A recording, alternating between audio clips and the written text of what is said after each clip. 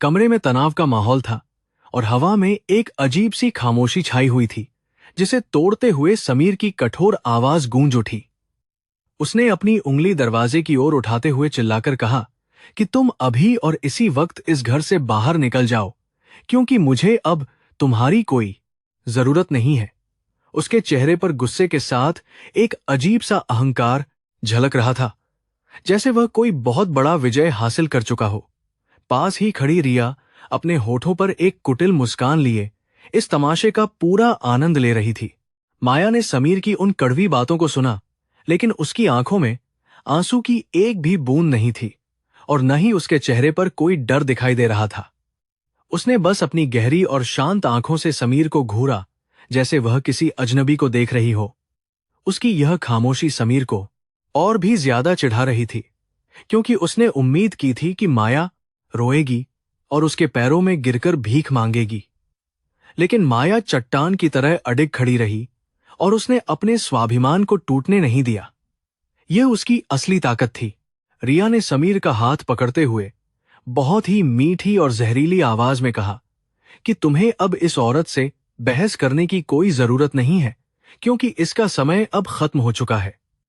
उसने माया की साधारण सूती साड़ी की ओर तिरस्कार भरी नजरों से देखा और मजाक उड़ाते हुए कहा कि तुम तो एक मामूली नौकरानी की तरह दिखती हो और समीर जैसे बड़े और सफल व्यापारी के बिल्कुल भी लायक नहीं हो। रिया को लग रहा था कि वह इस लड़ाई को बहुत ही आसानी से जीत चुकी है। माया ने धीरे से एक गहरी सांस ली और अपने चेहरे पर एक बहुत ही शांत भाव बनाए रखते हुए कहा कि मुझे तुम्हारे इस खोखले रिश्ते और इस झूठे घर में रहने का कोई शौक नहीं है समीर। तुम्हारी असलियत अब पूरी तरह से मेरे सामने आ चुकी है और मुझे खुशी है कि यह सब आज खत्म हो रहा है। तुम दोनों एक दूसरे के लिए बिल्कुल सही हो, क्योंकि धोखा देना तुम दोनों की फितरत में शामिल है। मैं अपने रास्ते जा रही हूं और तुम्हें मेरी परवाह करने की जरूरत नहीं है। इतना कहने के बाद माया बिना कोई और शब्द बोले अपने कमरे की तरफ मुड़ गई और उसने भारी कदमों से सीढ़ियां चढ़ना शुरू कर दिया। कमरे में पहुंचकर उसने अपना एक छोटा सा सूटकेस निकाला और उसमें अपने कुछ जरूरी कपड़े और अपनी मां की दी हुई एक पुरानी तस्वीर रख ली।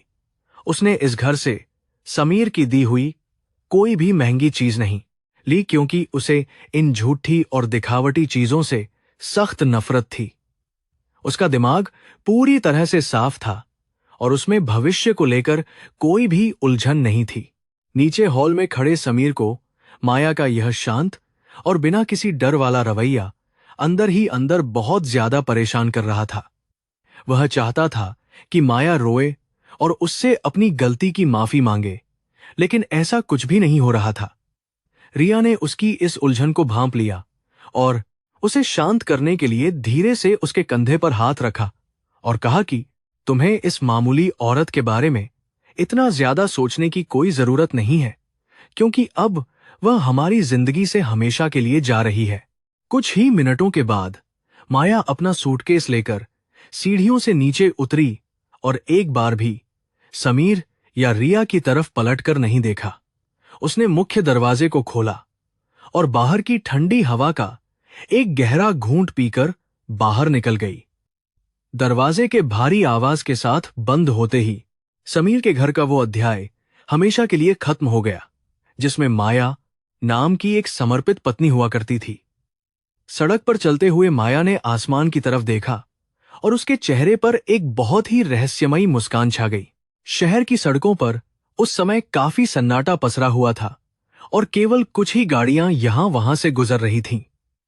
माया एक पुराने पार्क में पहुंची और वहां एक खाली बेंच पर जाकर बैठ गई, जहां उसने अपना सूटकेस अपने बगल में रख लिया। वह पिछले 3 सालों से समीर के साथ एक साधारण गृहिणी का जीवन जी रही थी और अपनी असली पहचान को पूरी तरह से दुनिया से छुपा रखा था। समीर हमेशा सोचता था कि माया एक गरीब परिवार की अनाथ लड़की है, जिसका इस बड़ी और जालिम दुनिया में कोई सहारा नहीं है। उसने अपने छोटे से पुराने हैंडबैग के अंदर हाथ डाला और उसके सबसे नीचे वाले हिस्से से एक बहुत ही महंगा और चमचमाता हुआ स्मार्टफोन बाहर निकाला। यह फोन उसने पिछले कई सालों से बिल्कुल भी इस्तेमाल नहीं किया था और इसे हमेशा बंद करके एक सुरक्षित जगह पर छिपाकर रखा था। फोन को चालू करते ही उसकी स्क्रीन पर कई सारे मिस्ड कॉल और अनगिनत संदेशों की एक लंबी सूची दिखाई देने लगी जो उसके परिवार वालों ने भेजे थे। स्क्रीन की रोशनी उसके चेहरे पर पड़ रही थी और वह अपनी पुरानी यादों में खो गई। माया ने उन सभी संदेशों को बिना पढ़े ही छोड़ दिया और अपनी उंगलियों से स्क्रीन को छूते हुए केवल एक विशेष नंबर को डायल किया जिसे उसने दादाजी के नाम से सेव कर रखा था। घंटी बजने की आवाज उसके कानों में बहुत ही साफ सुनाई दे रही थी और उसका दिल थोड़ी सी घबराहट के साथ तेजी से धड़कने लगा था। फोन केवल 2 बार ही बजा था कि तभी दूसरी तरफ से किसी ने उसे उठा लिया और एक बहुत ही गंभीर और भारी आवाज ने तुरंत पूछा कि वहां लाइन पर कौन बोल रहा है।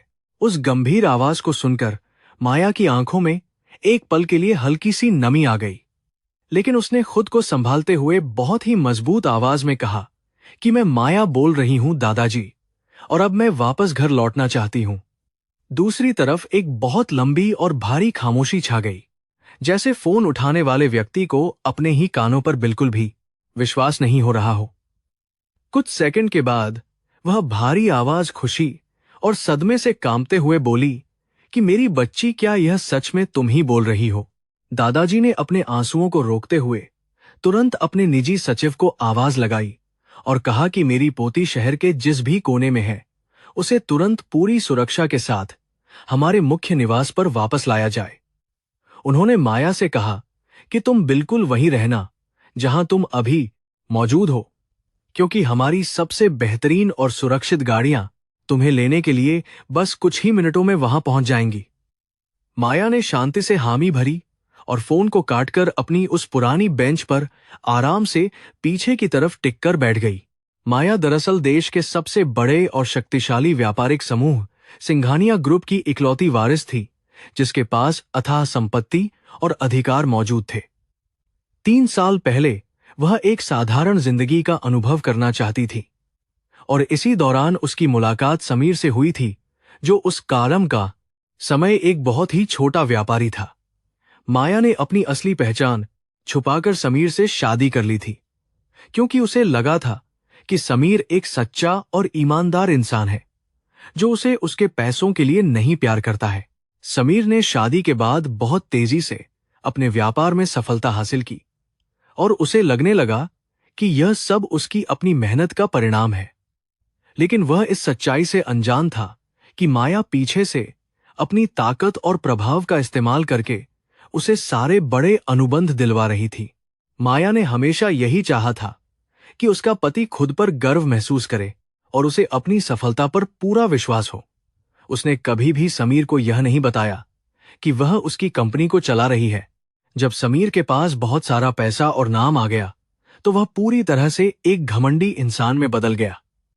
उसे लगने लगा कि माया जैसी एक साधारण दिखने वाली औरत उसके इतने ऊंचे रुतबे के बिल्कुल भी लायक नहीं है। इसी दौरान उसकी मुलाकात रिया से हुई, जो एक बहुत ही चालाक महिला थी और वह समीर के पैसों के लिए उसके बहुत करीब आ गई। समीर माया की वफादारी को भूल गया और उसने रिया के साथ मिलकर माया को अपने घर से हमेशा के लिए बाहर निकालने की भयानक साजिश रच डाली। अचानक दूर सड़क पर तेज रोशनी दिखाई दी और 4 बहुत ही महंगी काले रंग की गाड़ियां एक कतार में पार्क की तरफ तेजी से बढ़ती हुई नजर आईं। इन सभी गाड़ियों के शीशे पूरी तरह से काले थे और उनका शाही अंदाज साफ बता रहा था कि इनमें कोई बहुत ही ज्यादा महत्वपूर्ण और शक्तिशाली व्यक्ति सफर कर रहा है। गाड़ियां ठीक उस पार्क के प्रवेश द्वार के पास आकर बहुत ही शांति से रुक गईं और उनमें से काले सूट पहने हुए कई सारे लंबे और चौड़े अंगरक्षक तेजी से बाहर निकलकर चारों तरफ फैल गए। उनमें से सबसे मुख्य अंगरक्षक, जिसका नाम विक्रम था, वह तेज कदमों से सीधा उसी बेंच की तरफ बढ़ा जहां माया बहुत ही शांति के साथ बैठी हुई थी। वह माया के करीब पहुंचा और उसने बहुत ही सम्मान के साथ अपना सिर झुकाकर कहा कि स्वागत है मैडम, और पूरी सिंघानिया फैमिली आपकी सुरक्षित वापसी का बहुत बेसब्री से इंतजार कर रही है। माया ने बिना कुछ कहे धीरे से सिर हिलाया और बेंच से खड़ी हो गई, जिसके बाद विक्रम ने तुरंत आगे बढ़कर उसके हाथ से वह छोटा सा सूटकेस अपने मजबूत हाथों में ले लिया। विक्रम ने सबसे बीच वाली शानदार गाड़ी का पिछला दरवाजा माया के लिए खोला और वह पूरे शाही अंदाज में गाड़ी के अंदर जाकर बैठ गई। गाड़ी की आरामदायक और आलीशान सीटों पर बैठते ही माया को ऐसा महसूस हुआ जैसे वह किसी बहुत लंबे और थका देने वाले बुरे सपने से अचानक जाग गई हो। उसने अपनी साधारण सूती साड़ी को देखा और एक बहुत ही ठंडी मुस्कान उसके चेहरे पर तैर गई, क्योंकि वह जानती थी कि समीर और रिया को उनकी इस बड़ी गलती की बहुत ही भारी कीमत चुकानी पड़ेगी।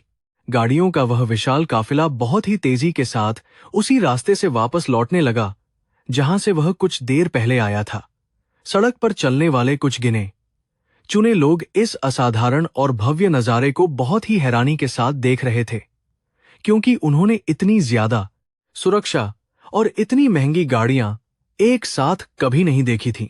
माया अपनी बंद गाड़ी के अंदर से शहर की चमकती हुई रातों को देख रही थी और उसका दिमाग पूरी तरह से अपने आने वाले भविष्य की योजनाओं को बनाने में लगा हुआ था।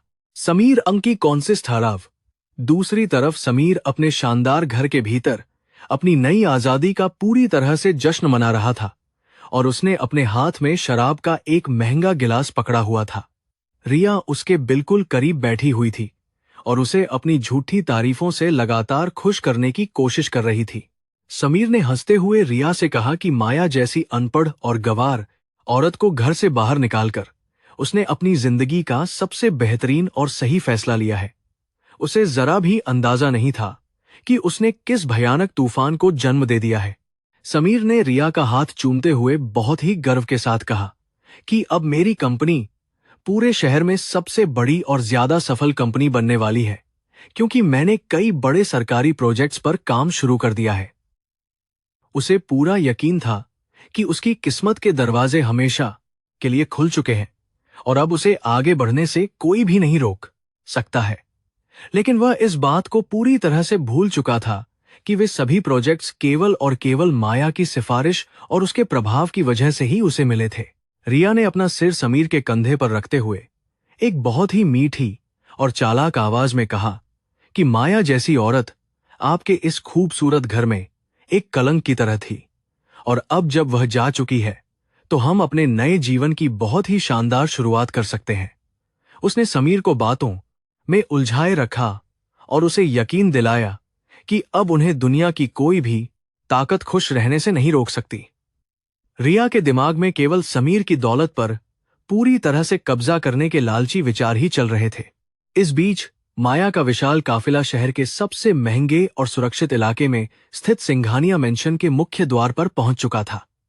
लोहे के बड़े और भारी दरवाजे अपने आप खुल गए और सभी गाड़ियां धीरे धीरे अंदर की तरफ प्रवेश करने लगीं, जहां रोशनी और भव्यता का एक बिल्कुल ही अलग संसार मौजूद था। हवेली के बाहर कई सारे कर्मचारी और सुरक्षा गार्ड अपनी मालकिन का स्वागत करने के लिए एक लंबी कतार में बहुत ही अदब के साथ सिर झुकाकर खड़े हुए थे। माया ने खिड़की से अपने असली घर को देखा और राहत महसूस की। जैसे ही माया की गाड़ी मुख्य दरवाजे के बिल्कुल सामने आकर रुकी तो विक्रम ने तुरंत फुर्ती दिखाते हुए गाड़ी का दरवाजा बाहर से खोल दिया। माया जैसे ही बाहर निकली तो उसने देखा कि उसके बूढ़े लेकिन बहुत ही मजबूत और प्रभावशाली दादाजी उसकी राह देखते हुए दरवाजे पर ही खड़े थे और उनकी आंखों में आंसू छलक रहे थे। उन्होंने अपनी पोती को कसकर अपने सीने से लगा लिया और रूंधे हुए गले से कहा कि मुझे पता था कि तुम एक दिन अपने इस असली घर में जरूर वापस लौटोगी। माया ने अपने दादाजी के आंसुओं को बहुत ही प्यार से पोंछा और एक बहुत ही दृढ़ तथा आत्मविश्वास से भरी हुई आवाज में जवाब दिया कि मैं वापस आ गई हूं दादाजी, और अब मैं वह सब कुछ संभालूंगी जिसे मैंने पिछले 3 सालों से पूरी तरह छोड़ रखा था। उसने पीछे मुड़कर शहर की चमकती हुई दूर की रोशनियों को एक आखिरी बार देखा और उसकी आंखों में एक बहुत ही खतरनाक और भयानक आग धधक रही थी। वह जानती थी कि अब समीर के विनाश और बर्बादी का समय बहुत ही करीब आ चुका है। आज रात माया ने अपनी उस कमजोर और बेचारी छवि को हमेशा के लिए दफना दिया था, जो उसने समीर की खुशी के लिए ओढ़ रखी थी। कल सुबह का सूरज जब निकलेगा तो पूरा शहर एक नई और बहुत ही ताकतवर माया को देखेगा, जो अब अपने दुश्मनों को धूल चट्टाने के लिए पूरी तरह से तैयार है।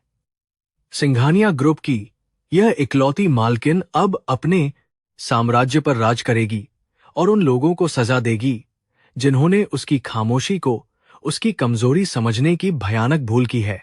अगली सुबह की खिली हुई धूप सिंघानिया मेंशन के विशाल कमरों में अपनी सुनहरी चमक बिखेर रही थी।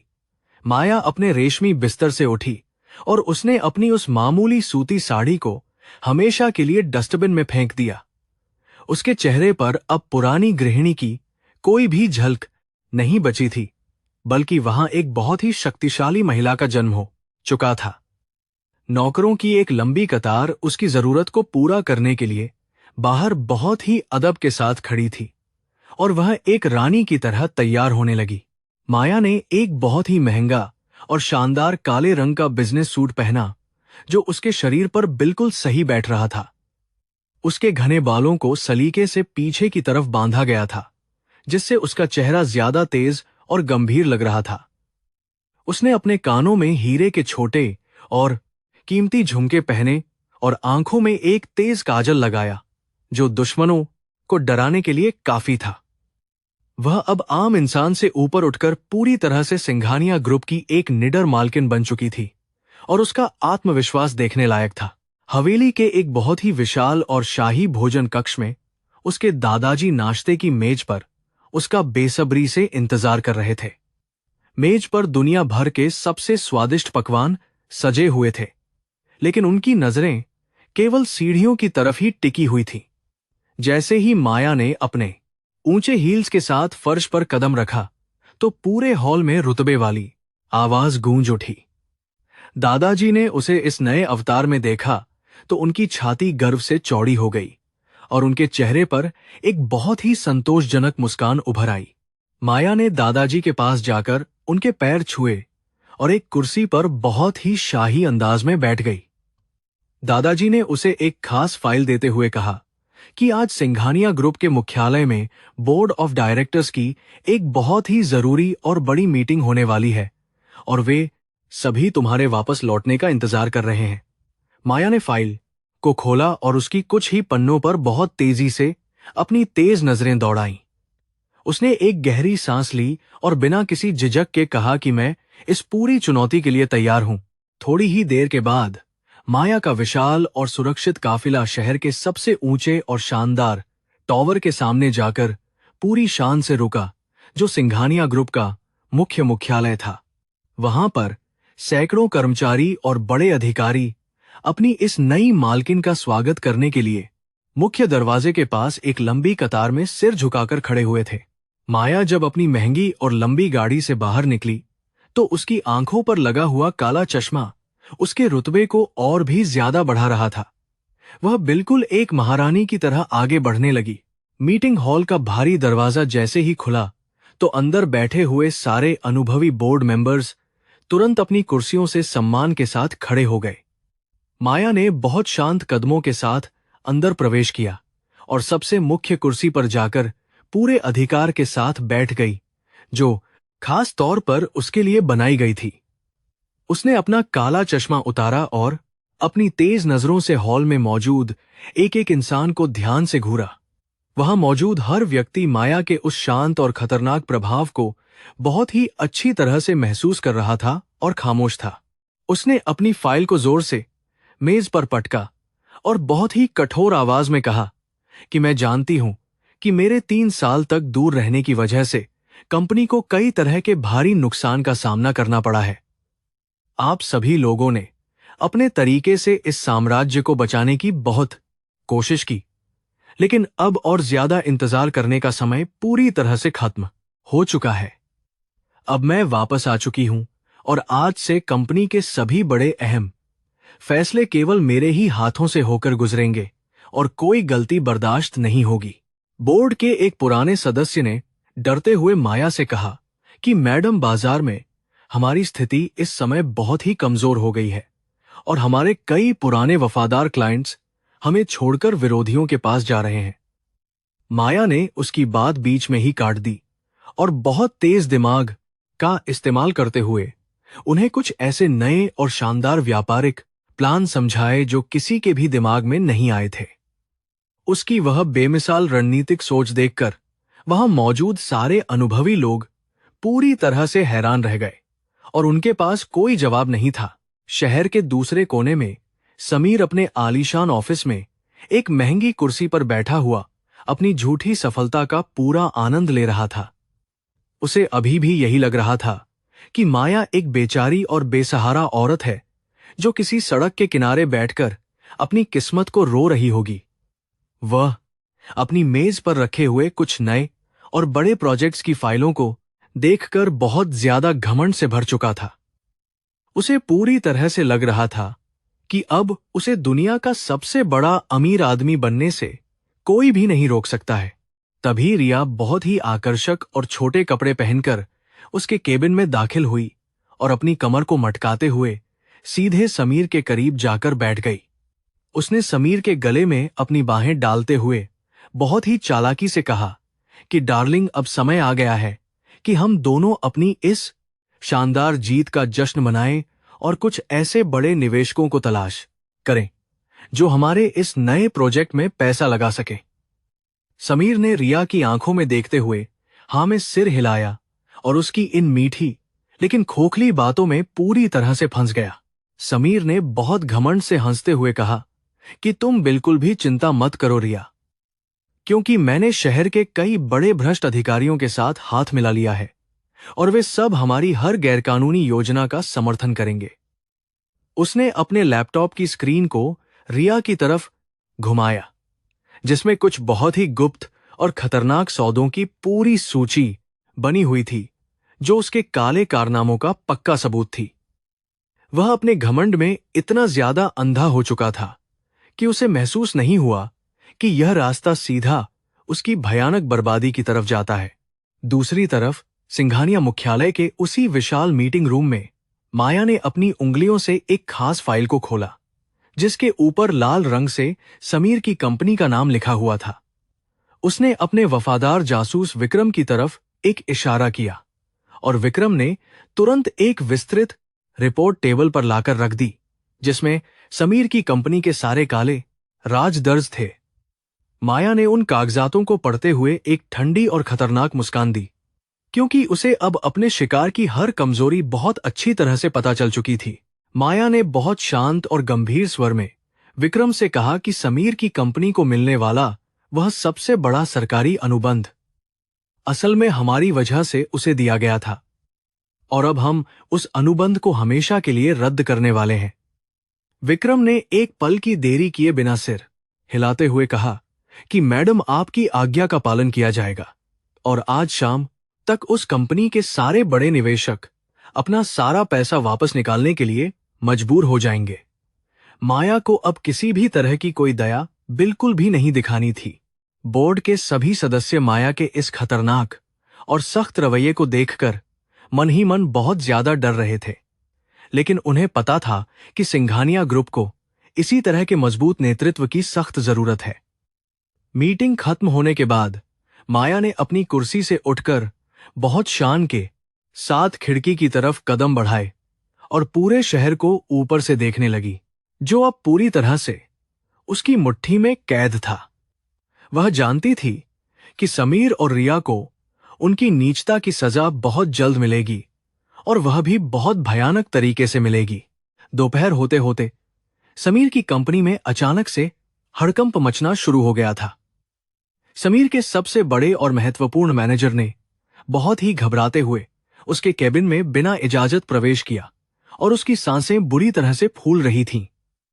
उसने कांपती हुई और लड़खड़ाती आवाज में समीर से कहा कि सर, हमारे सभी बड़े निवेशकों ने अचानक से अपना सारा पैसा निकालने का सख्त आदेश दे दिया है और बैंक ने भी हमारी कंपनी का सारा लोन तुरंत चुकाने का बहुत ही कठोर नोटिस भेज दिया है।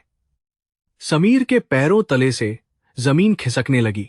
समीर ने गुस्से में अपनी मेज पर जोर से मुक्का मारा और जोर जोर से चिल्लाते हुए कहा कि यह सब कुछ कैसे मुमकिन हो सकता है जब हमारी कंपनी इतनी मुनाफे में चल रही थी। उसने तुरंत अपने फोन से उन सारे भ्रष्ट अधिकारियों को कॉल लगाने की कोशिश की जिनसे उसने कुछ ही देर पहले बड़े बड़े वादे किए थे, लेकिन किसी ने भी उसका फोन नहीं उठाया। रिया भी अब घबराकर अपनी जगह से खड़ी हो गई थी, क्योंकि उसे समझ में नहीं आ रहा था कि कुछ ही घंटों में उनकी किस्मत इस तरह कैसे बदल सकती है। रिया ने समीर का कॉलर पकड़ते हुए बहुत ही तेज आवाज में उससे पूछा कि तुमने तो कहा था कि तुम्हारे पास बहुत सारी दौलत है और तुम्हारी पहुंच बहुत ऊपर तक है, लेकिन अब यह सब क्या हो रहा है? समीर ने उसे झटकते हुए पीछे किया और पसीने से भीगे हुए अपने चेहरे को रुमाल से पोंछते हुए कहा कि मुझे कुछ भी समझ नहीं आ रहा है कि मेरे पीछे कौन पड़ा है जो इतनी ताकत रखता है कि एक झटके में मेरा पूरा साम्राज्य मिट्टी में मिला सकता है।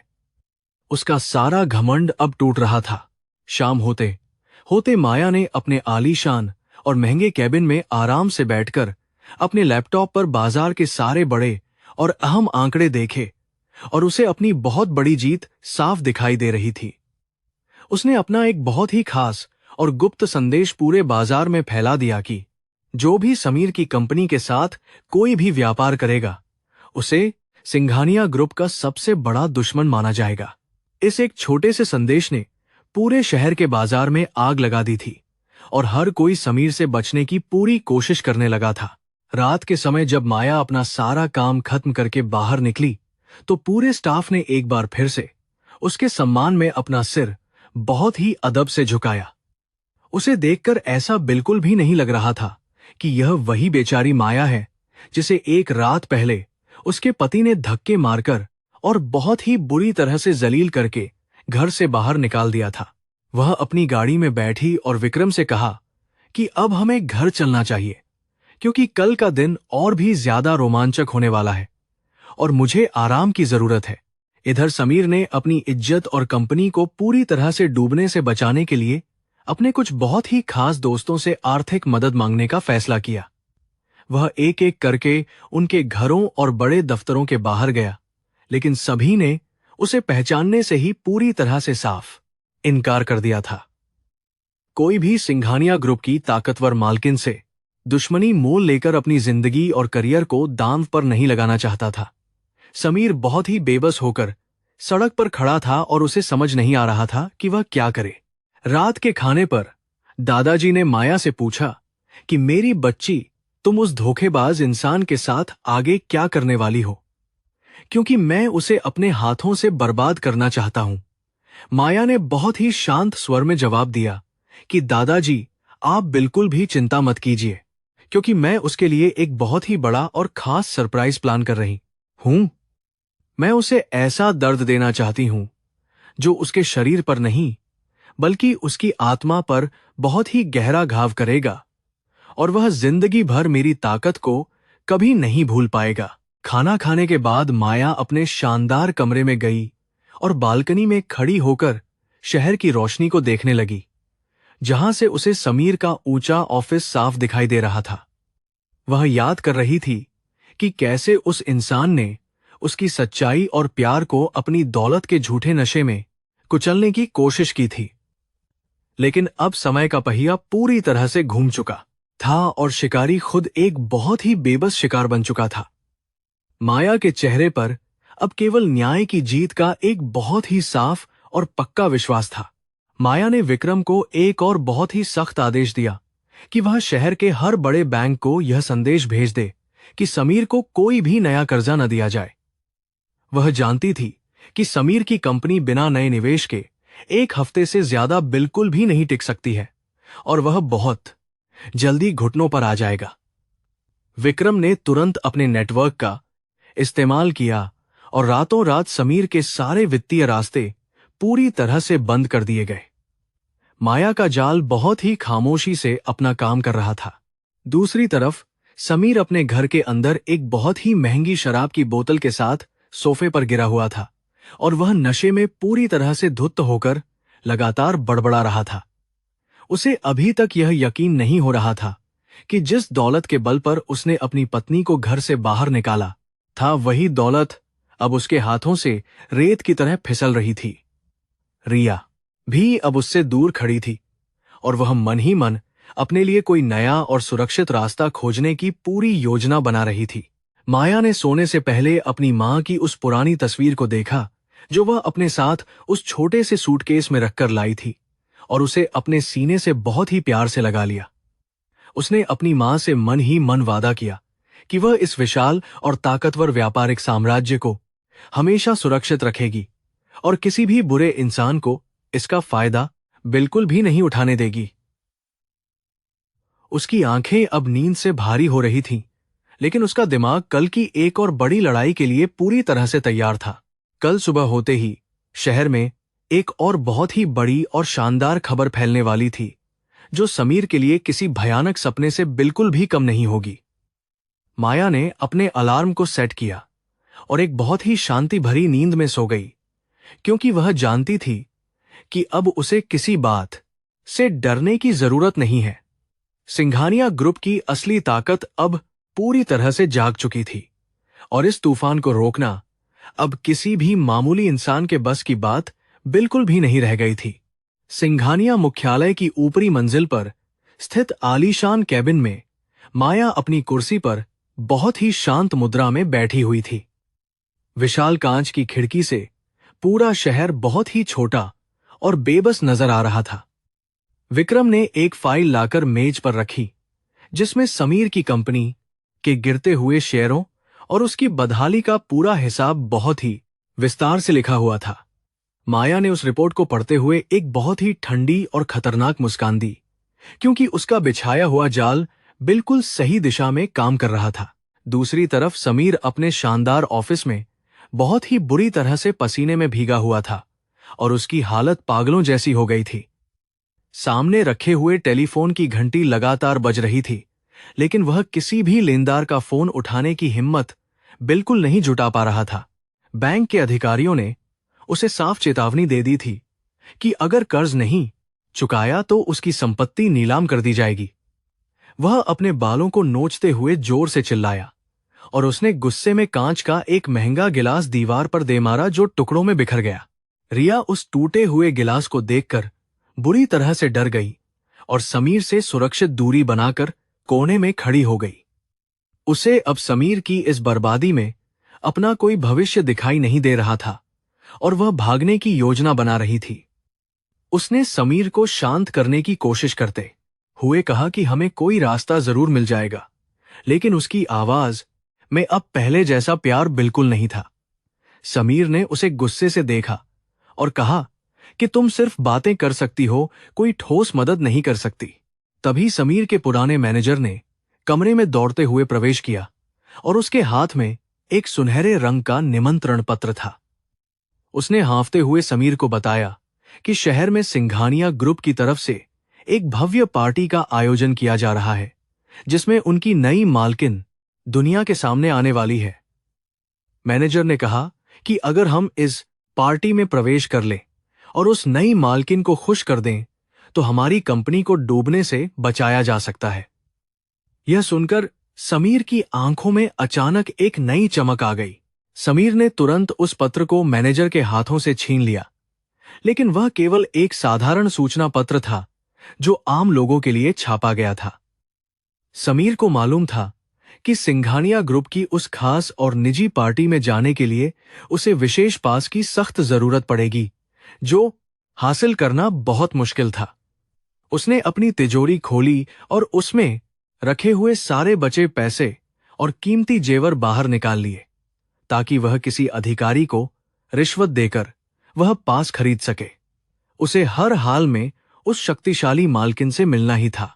माया अपने लैपटॉप की स्क्रीन पर समीर के दफ्तर की गुप्त सीसीटीवी फुटेज बहुत ही शांति के साथ देख रही थी। उसने समीर को पैसों के लिए तड़पते और पास पाने के लिए पागलों की तरह भीख मांगते हुए देखा तो उसे बहुत सुकून मिला। विक्रम ने माया से पूछा कि क्या हमें उस आदमी को पार्टी से पूरी तरह दूर रखने का सख्त इंतजाम करना चाहिए, ताकि वह वहां आकर कोई तमाशा न कर सके। माया ने सिर हिलाते हुए इनकार किया और कहा कि मैं खुद चाहती हूं कि वह अपनी बर्बादी के कुएं में खुद चलकर आए। माया ने विक्रम को खास आदेश दिया कि समीर को वह वीआईपी पास बहुत ही आसानी से मिल जाना चाहिए, लेकिन उसे यह बिल्कुल पता नहीं चलना चाहिए कि यह पास उसे किसने दिया है। वह चाहती थी कि समीर का घमंड एक बार फिर आसमान को छुए, ताकि जब वह ऊंचाई से नीचे गिरे तो उसे भयानक दर्द गहराई तक महसूस हो। विक्रम उसकी इस खतरनाक योजना को समझ गया और उसने तुरंत समीर तक वह पास पहुंचाने का एक बहुत ही गुप्त और अचूक इंतजाम कर दिया, ताकि कोई शक न हो सके। शाम के समय जब समीर पूरी तरह से निराश होकर अपने सिर को पकड़कर बैठा हुआ था, तभी उसके फोन पर अनजान नंबर से एक संदेश आया। संदेश में लिखा था कि शहर के महंगे होटल के रिसेप्शन पर उसके नाम से एक निमंत्रण पत्र रखा हुआ है और वह उसे वहां से ले सकता है। समीर की खुशी का कोई ठिकाना नहीं रहा और वह पागलों की तरह उछलने लगा, जैसे उसे दुनिया का सबसे बड़ा खजाना मिल गया हो। उसने रिया को गले लगा लिया और कहा कि अब हमारी कंपनी को कोई ताकत डूबने से नहीं रोक सकती। वीआईपी पास को अपने हाथों में पकड़ते ही समीर के अंदर का वह पुराना घमंड पूरी तरह से वापस लौट आया था। वह भूल गया था कि कुछ घंटों पहले वह दाने के लिए मोहताज हो रहा था और बैंक के अधिकारी उसकी इज्जत नीलाम करने की धमकियां दे रहे थे। उसने रिया से कहा कि तुम आज रात के लिए सबसे महंगी और खूबसूरत ड्रेस खरीद लो, क्योंकि हम दोनों इस पार्टी में सबसे अलग दिखने चाहिए। उसे पूरा यकीन था कि वह अपने झूठे आकर्षण से सिंघानिया ग्रुप की नई मालकिन को आसानी से बेवकूफ बना लेगा। रिया भी अब बहुत ज्यादा खुश नजर आ रही थी, क्योंकि उसे लग रहा था कि अब समीर फिर से अमीर हो जाएगा और वह उसके पैसों पर ऐश कर सकेगी। उसने तुरंत शहर के सबसे महंगे बुटीक में फोन किया और अपने लिए एक शानदार लाल रंग की ड्रेस बुक कर ली, जो उसकी सुंदरता को बढ़ा रही थी। उसे बिल्कुल अंदाजा नहीं था कि वह दोनों जिस शानदार महफिल में जाने की तैयारी कर रहे हैं, वह असल में उनके लिए बिछाया गया एक खौफनाक जाल है, जिससे बचना उनके लिए पूरी तरह से असंभव होने वाला है। सिंघानिया मेंशन के अंदर भी पार्टी की तैयारियां बहुत जोरों पर चल रही थीं और पूरी हवेली को दुल्हन की तरह खूबसूरती से सजाया गया था। माया अपने शाही कमरे में बैठी हुई थी और शहर के बेहतरीन मेकअप आर्टिस्ट उसकी सुंदरता को निखारने में लगे हुए थे। उसने आज रात के लिए एक बेहद महंगी हीरे जड़ी नीले रंग की ड्रेस चुनी थी, जो उसके गोरे रंग पर बहुत ज्यादा खिल रही थी। वह आज केवल एक सफल बिजनेस वुमन ही नहीं, बल्कि एक बहुत ही खतरनाक और ताकतवर रानी की तरह पूरी दुनिया के सामने आना चाहती थी। दादाजी धीरे से माया के कमरे में दाखिल हुए और उसे इस शाही अवतार में देखकर उनकी आंखों से खुशी के आंसू छलक पड़े। उन्होंने माया के सिर पर बहुत प्यार से अपना कामता हुआ हाथ रखा और कहा कि मेरी बच्ची, आज रात तुम पूरे शहर को दिखा देना कि सिंघानिया परिवार का खून कितना मजबूत होता है। उन्होंने माया को यह भी समझाया कि दुश्मनों पर कभी कोई दया नहीं दिखानी चाहिए, क्योंकि वे लोग दया के बिल्कुल लायक नहीं होते हैं। माया ने दादाजी की आंखों में देखते हुए मजबूती के साथ हमें अपना सिर हिलाया। पार्टी का आयोजन शहर के सबसे महंगे 7 स्टार होटल के भव्य हॉल में किया गया था, जिसे पूरी तरह से बुक कर लिया गया था। होटल के बाहर सुरक्षा का बहुत सख्त इंतजाम था और केवल वीआईपी पास वाले लोगों को ही अंदर जाने की अनुमति थी। मीडिया के बहुत सारे लोग और बड़े कैमरे होटल के बाहर जमे हुए थे, ताकि वे नई मालकिन की पहली झलक को दुनिया के सामने सबसे पहले दिखा सके। पूरी जगह पर एक बहुत ही अजीब सी बेचैनी और गजब का उत्साह छाया हुआ था, जिसे सभी लोग महसूस कर रहे थे। समीर और रिया एक महंगी किराए की गाड़ी में बैठकर उस शानदार होटल के मुख्य दरवाजे पर पूरे घमंड के साथ पहुंचे।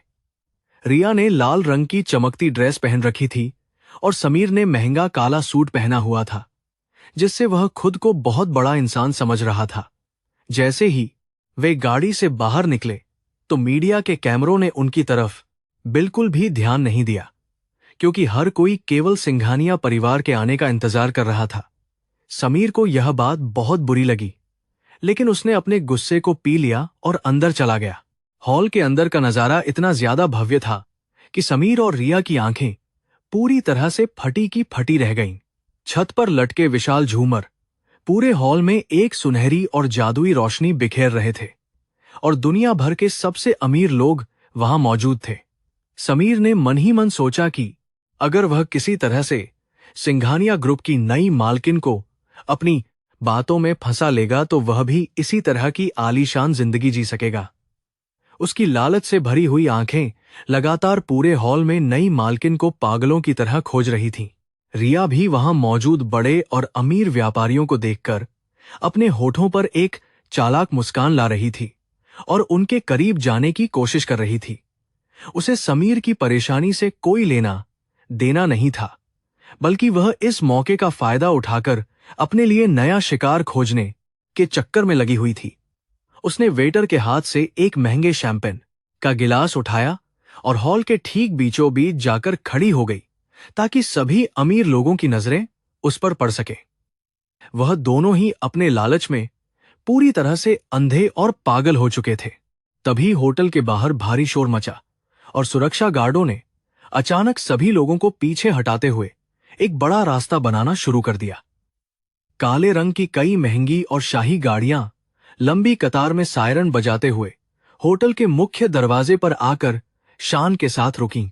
गाड़ियों का यह काफिला देखते ही मीडिया के लोग पागलों की तरह तस्वीरें खींचने के लिए आगे दौड़ पड़े और पूरा माहौल गर्म हो गया। हॉल के अंदर मौजूद सभी लोगों ने अपनी सांसें रोक लीं, क्योंकि सिंघानिया परिवार की नई और ताकतवर मालकिन आखिरकार वहां पहुंच चुकी थी।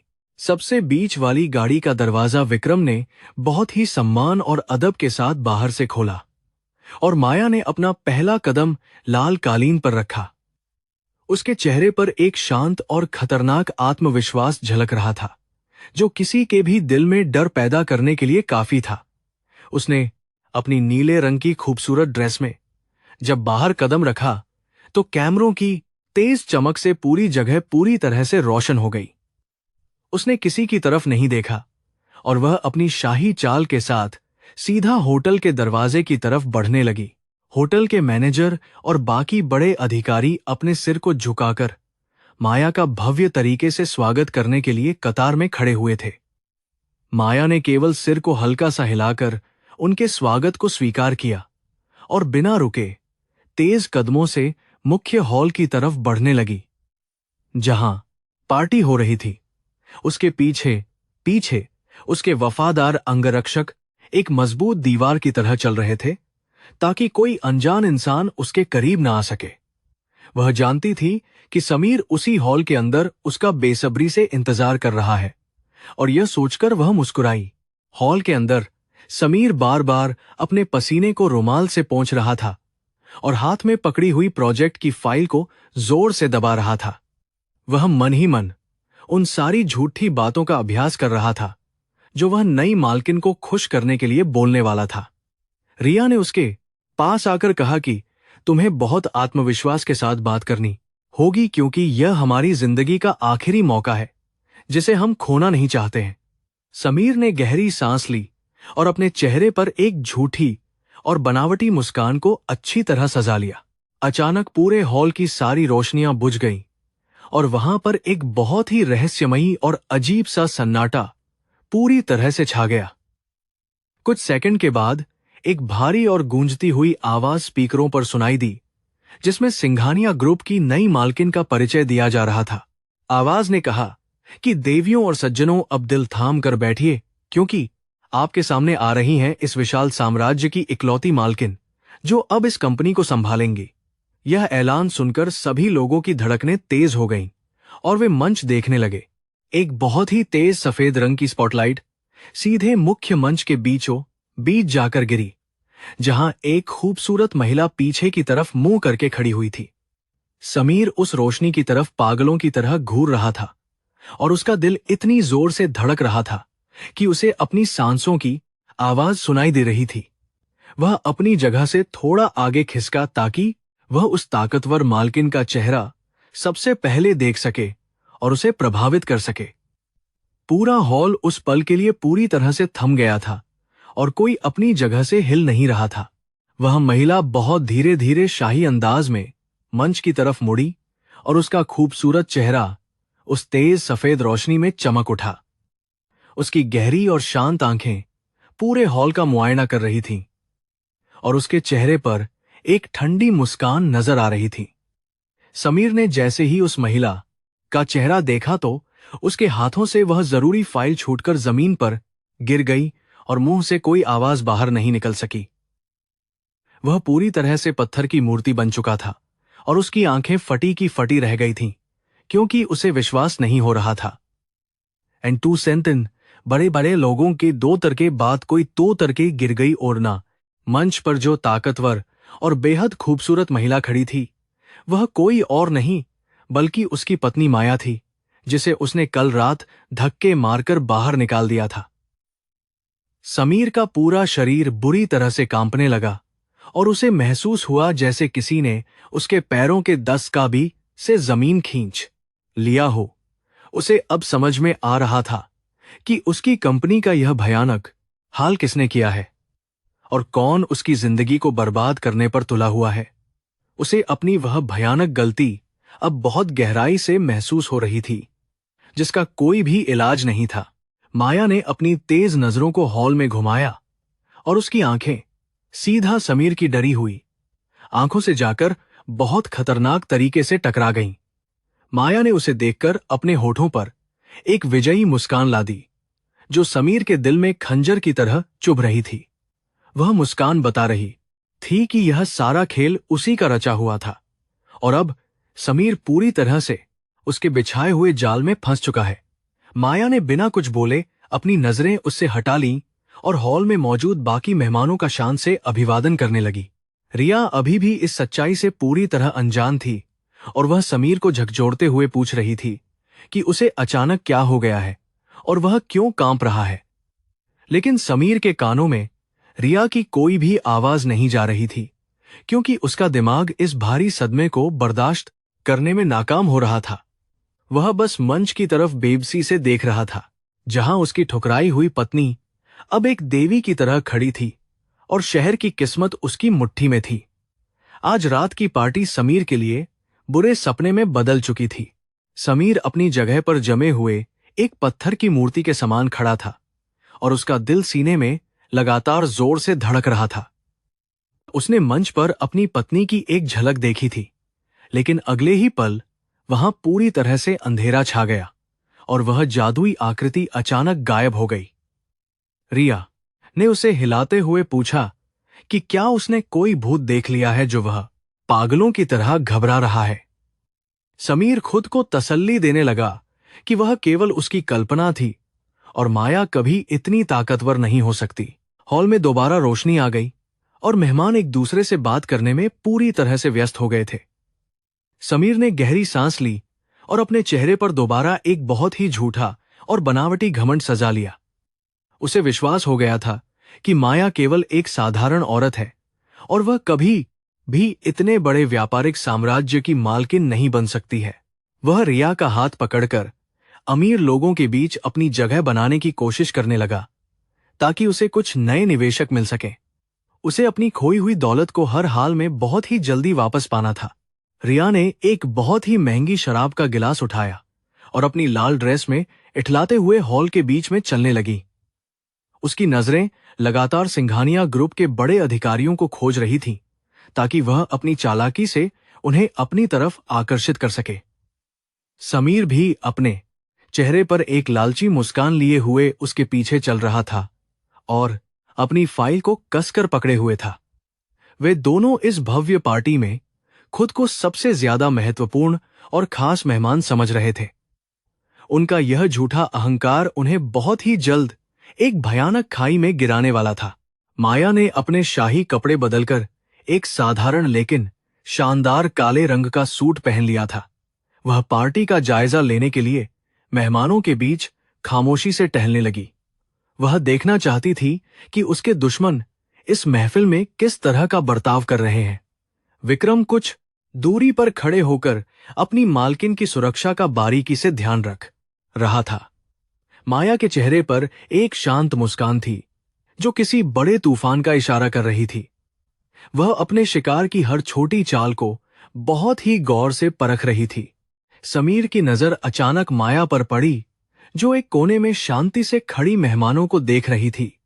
उसे देखते ही समीर का खून खौल उठा और उसका पुराना घमंड जाग गया। उसने सोचा कि माया सुरक्षा गार्डों को धोखा देकर पार्टी में घुस आई है ताकि वह अमीर लोगों से भीख मांग सके। उसने रिया को अपनी तरफ खींचा और माया की तरफ इशारा करते हुए नफरत भरी आवाज में कहा कि देखो, वह साधारण औरत यहां भी हमारा पीछा करते हुए पहुंच गई है और इस भव्य महफिल में हमारा नाम खराब करना चाहती है। रिया ने माया को देखा और उसके होठों पर एक बहुत कुटिल और नफरत भरी मुस्कान उभर आई। वह माया के पास गई और उसे एक मामूली कर्मचारी समझकर बहुत जोर से चिल्लाते हुए बोली कि तुम जैसी सड़क छाप औरत को इस आलीशान जगह पर आने की हिम्मत कैसे हुई। उसने अपना सोर मंद्रा गिलास हिलाते हुए कहा कि तुम शायद यहां साफ सफाई करने या झूठे बर्तन उठाने के लिए आई हो। रिया की तेज आवाज सुनकर आसपास खड़े कई बड़े व्यापारी और अमीर मेहमान उनकी तरफ बहुत ही हैरानी से देखने लगे थे और वहां खामोशी छा गई थी। समीर पूरे घमंड के साथ रिया के बगल में आकर खड़ा हो गया और उसने माया को नीची नजर से देखा। उसने अपनी उंगली उठाते हुए कहा कि मैंने तुम्हें अपने घर से निकाल दिया था, लेकिन तुम्हारी बेशर्मी की कोई सीमा नहीं है। तुम सोचती हो कि इन महंगे कपड़ों को किराए पर लेकर तुम हमारी तरह अमीर बन जाओगी, लेकिन तुम्हारी असली जगह हमारे पैरों में है। समीर को ऐसा लग रहा था कि वह इस तरह से माया का अपमान करके अपनी झूठी शान को बहुत ज्यादा बढ़ा रहा है और सभी लोग उसकी तारीफ करेंगे। माया ने उनकी इन सारी कड़वी और जहरीली बातों को बहुत शांति के साथ सुना और उसके चेहरे पर जरा भी गुस्सा या डर नहीं दिखाई दिया। उसने अपने हाथों को शाही अंदाज में आपस में बांधा और समीर की आंखों में सीधा देखते हुए एक ठंडी मुस्कान दी। माया की ये खामोशी और उसका बेखौफ रवैया समीर के अहंकार को बहुत बुरी तरह से चोट पहुंचा रहा था। वह चाहता था कि माया सबके सामने रोए और गिड़गिड़ाए, लेकिन वह एक मजबूत चट्टान की तरह अपनी जगह पर बिना किसी परेशानी के पूरी शान से खड़ी रही। रिया का गुस्सा अब 7वें आसमान पर पहुंच चुका था, क्योंकि माया का मुस्कुराना उसे अपने लिए बड़ा अपमान लग रहा था। उसने वहां से गुजर रहे एक सुरक्षा गार्ड को जोर से आवाज लगाई और उसे आदेश दिया कि इस गरीब औरत को तुरंत इस शानदार पार्टी से धक्के मारकर बाहर निकाल दो। उसने गार्ड से यह भी कहा कि यह औरत एक चोर है और यहां अमीर लोगों का सामान चुराने आई है। रिया की इस ओछी हरकत को देखकर कई मेहमानों ने अपने चेहरे पर गहरी नाराजगी जाहिर की, लेकिन रिया को किसी की परवाह नहीं थी। सुरक्षा गार्ड, जो असल में सिंघानिया ग्रुप का एक वफादार कर्मचारी था, वह रिया की बदतमीजी को देखकर पूरी तरह हैरान रह गया था। उसने माया की तरफ देखा और माया ने उसे अपनी आंखों के एक छोटे से इशारे से वहीं रुकने का सख्त आदेश दिया। गार्ड ने तुरंत अपना सिर झुकाया और बिना कोई सवाल किए पीछे हट गया। समीर और रिया को लगा कि गार्ड उनके आदेश का पालन करने के लिए और लोगों को बुलाने गया है, जिससे उनका झूठा घमंड और ज्यादा बढ़ गया और वे दोनों जोर जोर से हंसने लगे। समीर ने अपनी कॉलर को ठीक करते हुए बहुत ऊंचे स्वर में कहा कि तुम जैसी औरतों का यही हश्र होना चाहिए जो अपने पति की दौलत पर राज करना चाहती हैं। उसने हॉल में मौजूद अन्य लोगों की तरफ देखते हुए गर्व से बताया कि वह शहर का एक बहुत बड़ा व्यापारी है और यह औरत उसकी लालची पत्नी है। वह अपनी झूठी कहानी सुनाकर लोगों की सहानुभूति हासिल करने की कोशिश कर रहा था, लेकिन वहां मौजूद ज्यादातर लोग उसके इस घटिया और तमाशे वाले बर्ताव से पूरी तरह ऊब चुके थे और उसे पागल समझ रहे थे। माया ने बहुत ही धीरे से अपने कदम आगे बढ़ाए और समीर के बिल्कुल करीब जाकर खड़ी हो गई। उसने बहुत ही शांत लेकिन खतरनाक आवाज में कहा कि तुम्हारा घमंड तुम्हारी सबसे बड़ी कमजोरी है, समीर, और आज यह घमंड तुम्हारे पतन का सबसे बड़ा कारण बनेगा। तुमने हमेशा दूसरों को उनकी हैसियत से आंका है, लेकिन तुम यह भूल गए कि समय कभी भी एक जैसा नहीं रहता है। तुम्हारी यह खोखली दौलत और तुम्हारा यह झूठा रुतबा बहुत ही जल्द मिट्टी में मिलने वाला है और तुम सड़क पर भीख मांगने के लिए मजबूर हो जाओगे। समीर ने माया की बातों को सुनकर जोर से ठहाका लगाया और कहा कि तुम मुझे बर्बाद करने की बात कर रही हो, जो खुद एक दाने के लिए तरस रही है। उसने अपनी फाइल को हवा में लहराते हुए कहा कि मैं आज यहां सिंघानिया ग्रुप की नई मालकिन से मिलने आया हूं और वह मेरी कंपनी में करोड़ों का निवेश करने वाली हैं। उसे पूरा यकीन था कि नई मालकिन उसकी शान को देखकर प्रभावित हो जाएगी और उसके सारे रुके हुए काम एक बार फिर से बहुत तेजी के साथ शुरू हो जाएंगे और वह अमीर बन जाएगा। माया के होठों पर अब एक पूरी तरह से विजयी मुस्कान फैल चुकी थी, जिसे देखकर समीर के मन में अचानक एक अजीब सा डर पैदा होने लगा था।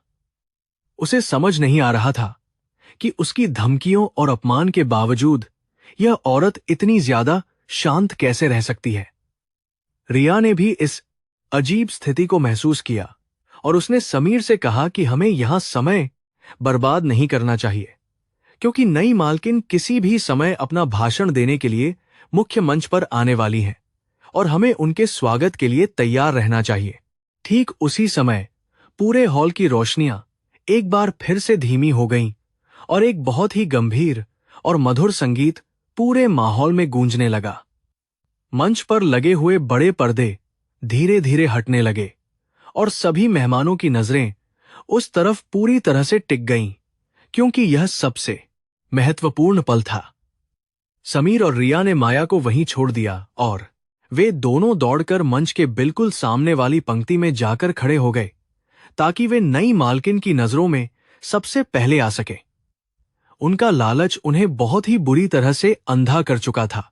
मंच से एक बहुत ही भारी आवाज में उद्घोषणा हुई कि अब सिंघानिया साम्राज्य की एकमात्र वारिस और हमारी नई मालकिन आपके सामने अपना पहला और सबसे महत्वपूर्ण भाषण देने आ रही हैं। पूरा हॉल तालियों की गड़गड़ाहट से गूंज उठा और हर किसी के चेहरे पर एक बहुत ही अजीब सी उत्सुकता और सम्मान का भाव दिखाई दे रहा था।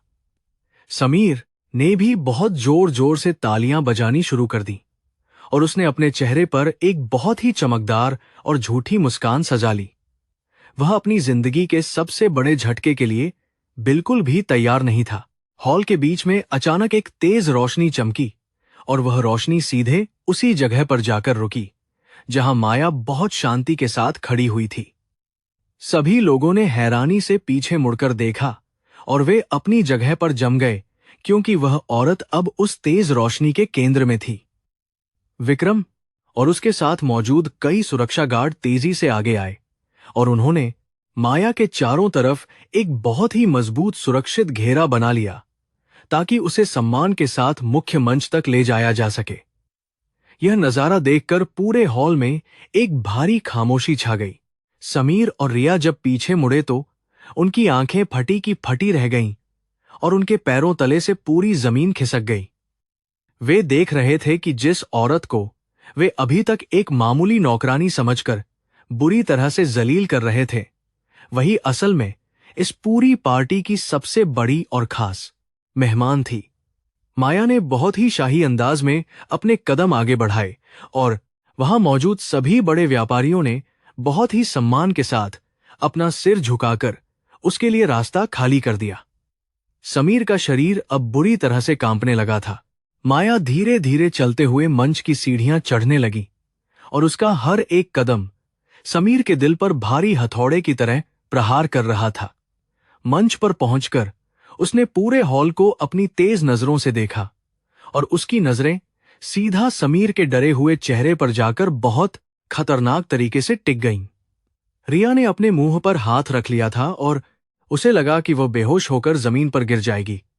उन्हें अब समझ में आ रहा था कि उन्होंने अपनी जिंदगी की सबसे बड़ी और भयानक गलती कर दी है, जिसकी कोई माफी नहीं है। माया ने माइक के सामने आकर गहरी सांस ली और उसकी गंभीर आवाज पूरे हॉल में बहुत ताकत के साथ गूंजने लगी। उसने कहा कि मैं माया सिंघानिया, इस विशाल साम्राज्य की नई मालकिन, आप सभी का इस भव्य पार्टी में बहुत दिल से स्वागत करती हूं। यह नाम सुनते ही समीर के हाथों से वह फाइल छूटकर जमीन पर गिर गई और वह पूरी तरह से एक बेजान मूर्ति में बदल गया। उसे यकीन हो चुका था कि जिस दौलत के लिए उसने अपनी पत्नी को छोड़ा था, वह अथाह दौलत असल में शुरू से ही उसी की थी। माया ने भाषण जारी रखते हुए कहा कि मैंने पिछले 3 सालों तक एक साधारण जिंदगी जी है ताकि मैं लोगों के असली चेहरे और लालच को करीब से देख सकूं। उसने किसी का नाम नहीं लिया, लेकिन उसकी हर बात सीधे समीर और रिया के सीने में तीर की तरह चुभ रही थी। माया ने कहा कि कुछ लोग दौलत के झूठे घमंड में इतने अंधे हो जाते हैं कि वे वफादारी और सच्चे प्यार की कीमत को भूल जाते हैं, और ऐसे लालची लोगों को सही सबक सिखाना हमारे समाज के लिए बहुत ज्यादा जरूरी होता है। समीर की आंखों से अब आंसू बहने लगे थे, जो पश्चाताप के नहीं बल्कि डर और अपनी भयानक बर्बादी के थे। वह जानता था कि माया अब उसे किसी कीमत पर नहीं छोड़ेगी और उसका पूरा साम्राज्य बहुत जल्द राख में बदल जाएगा। रिया ने समीर का हाथ पकड़कर वहां से भागने की कोशिश की, लेकिन विक्रम के इशारे पर सुरक्षा गार्डों ने उन दोनों को चारों तरफ से बहुत मजबूती के साथ घेर लिया। वे अब इस आलीशान जेल में पूरी तरह से फंस चुके थे और उनके लिए बाहर जाने का कोई भी सुरक्षित रास्ता नहीं बचा था। माया ने अपना भाषण खत्म किया और उसने मुस्कुराते हुए मेहमानों से इस भव्य पार्टी का आनंद लेने का बहुत ही शालीनता से आग्रह किया। पूरा हॉल एक बार फिर से तालियों की बहुत ही तेज आवाज से गूंज उठा और हर कोई इस नई और ताकतवर मालकिन की जमकर तारीफ कर रहा था। माया मंच से नीचे उतरी और वह सीधे उसी जगह की तरफ बढ़ने लगी जहां समीर और रिया सुरक्षा गार्डों के मजबूत घेरे में बहुत ही बुरी तरह से डरे हुए खड़े थे। अब हिसाब बराबर करने का असली समय पूरी तरह से आ चुका था। माया उनके सामने जाकर रुकी और उसने समीर को ऊपर से नीचे तक बहुत नफरत और तिरस्कार भरी नजरों से घूरा। उसने धीमी लेकिन खतरनाक आवाज में कहा कि तुमने कुछ देर पहले मुझे अपनी कंपनी में निवेश करने का प्रस्ताव दिया था समीर।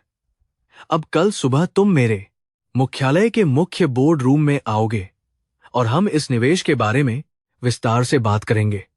माया की इन बातों में कोई दया नहीं थी, बल्कि एक बहुत ही खौफनाक जाल था जो पूरी तरह से समीर की बर्बादी के लिए बहुत चालाकी से बिछाया गया था। समीर ने कांपते हुए अपने दोनों हाथ जोड़े और वह माया के पैरों में गिरने की कोशिश करने लगा ताकि वह माफी मांग सके, लेकिन विक्रम ने तुरंत आगे बढ़कर उसे सख्ती के साथ पीछे की तरफ धकेल दिया और जमीन पर गिरा दिया। माया ने मुस्कुराते हुए कहा कि अब तुम्हारे इन झूठे आंसुओं का मेरे ऊपर कोई असर नहीं होगा, क्योंकि मेरी दया उसी रात खत्म हो गई थी जब तुमने मुझे निकाला था। अब तुम केवल मेरी ताकत और मेरे खौफ का सामना करने के लिए पूरी तरह से तैयार रहो, क्योंकि तुम्हारा अंत निश्चित है। रिया, जो अभी तक बहुत घमंड दिखा रही थी, वह अब माया के सामने टूट चुकी थी और जोर जोर से रोने लगी थी।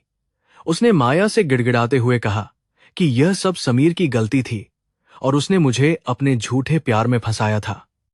माया ने उसकी तरफ देखा और एक ठंडी हंसते हुए कहा कि तुम दोनों एक दूसरे के लिए बिल्कुल सही हो, क्योंकि तुम दोनों के अंदर केवल लालच भरा है। माया ने उन्हें उसी अपमानजनक हालत में जमीन पर छोड़ दिया और अपने बाकी खास मेहमानों की तरफ शान से आगे बढ़ गई। समीर और रिया उस विशाल हॉल में पूरी तरह से बेबस और अपमानित महसूस कर रहे थे और सभी लोग उन्हें बहुत ही नफरत से देख रहे थे। उन्हें एहसास हो गया था कि उन्होंने जिस साधारण औरत को कमजोर समझकर कुचलने की कोशिश की थी, वह असल में एक बहुत ही भयानक तूफान थी जो सब कुछ तबाह कर सकती थी। पार्टी की वह शानदार रात उनके लिए एक बहुत ही डरावने सपने में बदल चुकी थी और कल का दिन उनके लिए और भी ज्यादा भयानक होने वाला था। माया का न्याय अब पूरी तरह से शुरू हो चुका था। माया ने दूर से खड़े होकर समीर को रोते और कांपते हुए देखा तो उसके मन में एक अजीब सी शांति का एहसास हुआ। वह जानती थी कि यह केवल शुरुआत है और अभी समीर को उसके हर एक पाप की भारी कीमत चुकानी बाकी है। उसने अपने दादाजी की बातों को याद किया, जिनमें उन्होंने कहा था कि दुश्मनों पर कभी कोई रहम नहीं करना चाहिए। आज रात उसने अपने पुराने कमजोर रूप को हमेशा के लिए पीछे छोड़ दिया था और एक नई ताकतवर पहचान को पूरी तरह से अपनाकर अपने दुश्मनों को उनकी असली औकात दिखा दी थी। पार्टी के खत्म होने तक समीर और रिया उस जगह पर किसी अपराधी की तरह डरे और सहमे हुए खड़े रहे, क्योंकि उन्हें बाहर जाने की इजाजत नहीं थी। वे लोग जो कुछ समय पहले तक अपनी झूठी दौलत का दिखावा कर रहे थे, अब वे अपनी जान और इज्जत की भीख मांगने के लिए मजबूर हो चुके थे। माया का बिछाया हुआ यह शानदार और खौफनाक जाल अब पूरी तरह से कस चुका था और उसमें से बाहर निकलना पूरी तरह से असंभव था। कल सुबह का सूरज समीर की जिंदगी का सबसे काला और भयानक दिन लेकर आने वाला था। अगली सुबह का सूरज समीर के लिए किसी भयानक सपने से कम नहीं था, जो उसकी सारी उम्मीदों को राख करने वाला था। वह रात भर एक पल के लिए भी सो नहीं सका था और उसकी आंखें लाल हो चुकी थीं। उसे बार बार माया का वह खौफनाक चेहरा याद आ रहा था, जिसने उसे पूरी महफिल में बेइज्जत कर दिया था। उसने कांपते हुए हाथों से अपना सूट पहना और सिंघानिया ग्रुप के विशाल मुख्यालय की तरफ भारी कदमों से निकल पड़ा, जहां उसे अपनी किस्मत का आखिरी फैसला सुनना था। सिंघानिया मुख्यालय की सबसे ऊपरी मंजिल पर स्थित वह विशाल बोर्ड रूम आज एक खतरनाक युद्ध के मैदान की तरह लग रहा था। कमरे के बीच में एक बहुत बड़ी मेज रखी हुई थी, जिसके चारों तरफ कंपनी के सभी अनुभवी और सख्त अधिकारी बैठे हुए थे। माया बिल्कुल बीच में अपनी मुख्य कुर्सी पर एक महारानी की तरह पूरे अधिकार के साथ बैठी हुई थी और उसका चेहरा भावहीन था। समीर ने जैसे ही दरवाजे को खोलकर अंदर कदम रखा, तो सभी की तेज नजरें सीधे उसके ऊपर आकर टिक गईं। समीर के माथे से पसीने की बूंदें टपक रही थीं और वह अपने हाथों में उस पुरानी प्रोजेक्ट फाइल को बहुत कसकर पकड़े हुए था। उसे लग रहा था कि शायद वह माया के सामने घुटने टेककर माफी मांग लेगा और अपना सारा व्यापार बचा लेगा। उसने मेज के एक किनारे पर रखी खाली कुर्सी की तरफ देखा, लेकिन किसी ने उसे वहां बैठने की अनुमति नहीं दी। माया ने उसे एक अपराधी की तरह वहीं दरवाजे के पास खड़े रहने का सख्त आदेश अपनी नजरों से दे दिया, जिससे उसका घमंड टूट गया। माया ने मेज पर रखी हुई समीर की कंपनी की फाइल को अपने हाथों में लिया और उसे बहुत शांत अंदाज में खोलना शुरू किया। पूरे कमरे में एक बहुत ही डरावना और भारी सन्नाटा पसरा हुआ था और केवल कागज के पन्नों के पलटने की आवाज गूंज रही थी। समीर की सांसें अटक गई थी, क्योंकि वह जानता था कि उस फाइल में उसके सारे गैरकानूनी सौदे लिखे हुए हैं। माया ने नजरें उठाईं और समीर की तरफ देखते हुए बहुत कठोर और पेशेवर आवाज में उस प्रोजेक्ट की भयानक कमियां गिनाना शुरू किया। माया ने बताया कि कैसे समीर ने सरकारी नियमों का पूरी तरह उल्लंघन किया था और अपने लालच को पूरा करने के लिए कई नकली कंपनियों का सहारा लिया था। उसने बोर्ड के सभी सदस्यों को वे पक्के सबूत दिखाए, जिनमें साफ लिखा था कि समीर ने अपनी कंपनी के मुनाफे को फर्जी तरीके से बढ़ाकर दिखाया है। यह सब सुनकर कमरे में बैठे बड़े अधिकारियों के चेहरों पर नफरत और गुस्से के भाव उभर आए, क्योंकि वे धोखेबाजों से नफरत करते थे। समीर को अपनी जिंदगी की मेहनत राख होती दिखाई दे रही थी। समीर ने कांपती आवाज में माया से गिड़गिड़ाते हुए कहा कि वह इन गलतियों को जल्दी सुधार लेगा और उसे एक आखिरी मौका चाहिए।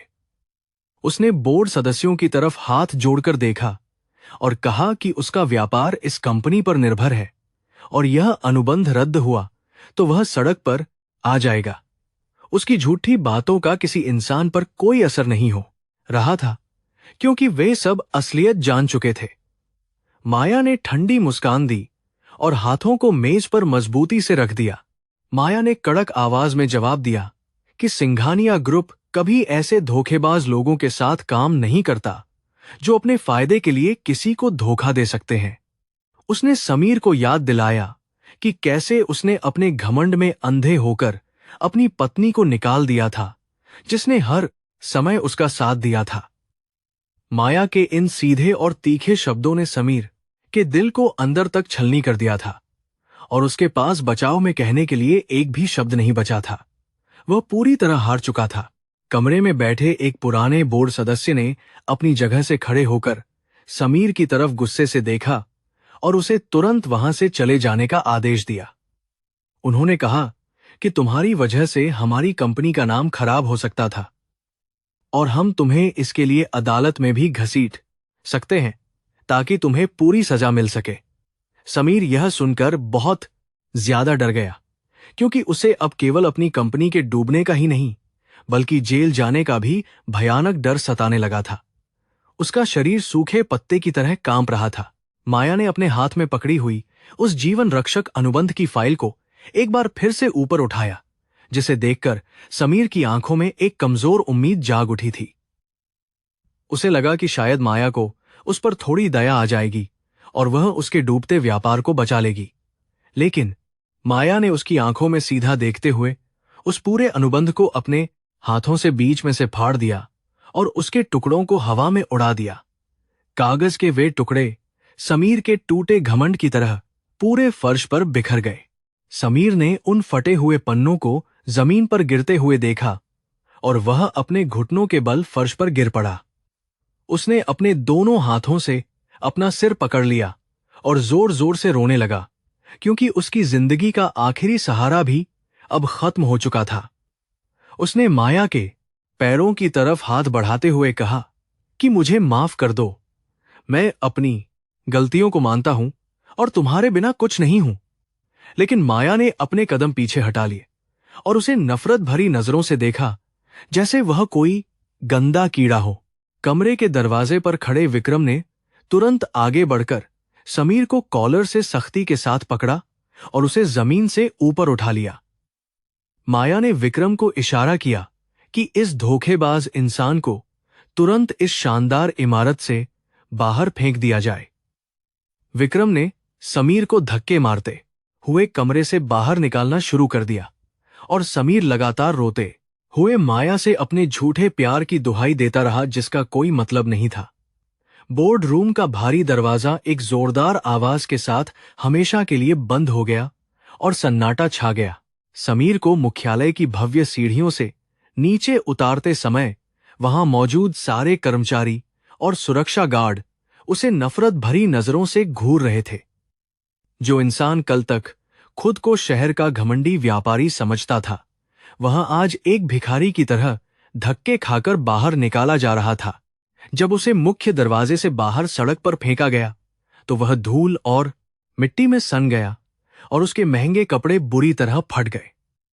उसने रोते हुए ऊपर की तरफ देखा, जहां माया का आलीशान केबिन था, और उसे अपनी हार का एहसास हुआ। माया अपने केबिन की बड़ी कांच की खिड़की के पास खड़ी होकर नीचे सड़क का नजारा शांति के साथ देख रही थी। उसने समीर को धूल में गिरते और रोते हुए देखा, लेकिन उसके मन में अब जरा सी भी दया या पुरानी यादों का मोह नहीं बचा था। उसने अतीत की उस कमजोर माया को हमेशा के लिए मार दिया था, जिसने समीर के प्यार के लिए सब कुछ छोड़ दिया था।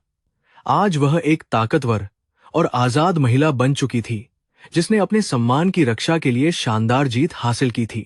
विक्रम ने केबिन में प्रवेश किया और माया के पीछे अदब के साथ खड़ा होकर बताया कि समीर के सारे बैंक खातों को सील कर दिया गया है।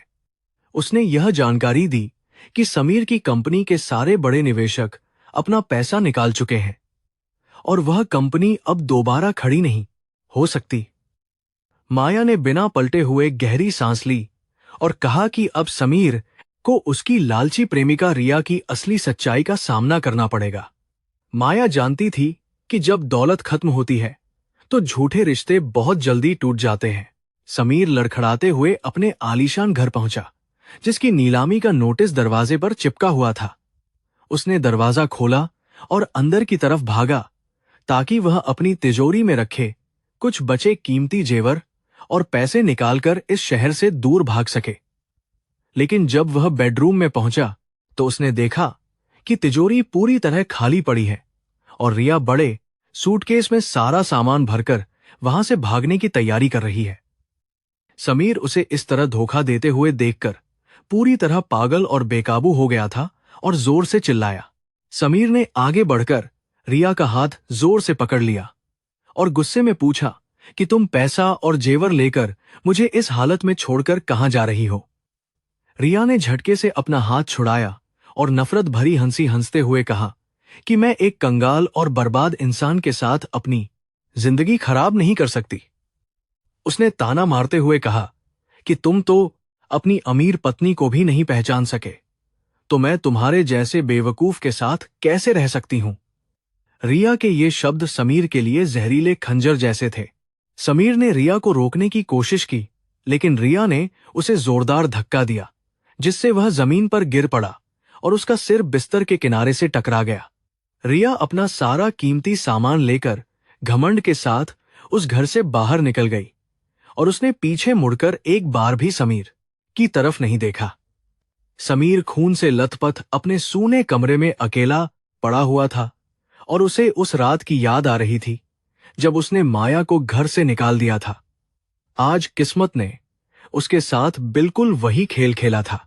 कुछ ही घंटों बाद पुलिस की गाड़ियां सायरन बजाते हुए समीर के घर के सामने आकर रुकीं और पुलिस अधिकारी तेजी से घर के अंदर दाखिल हुए।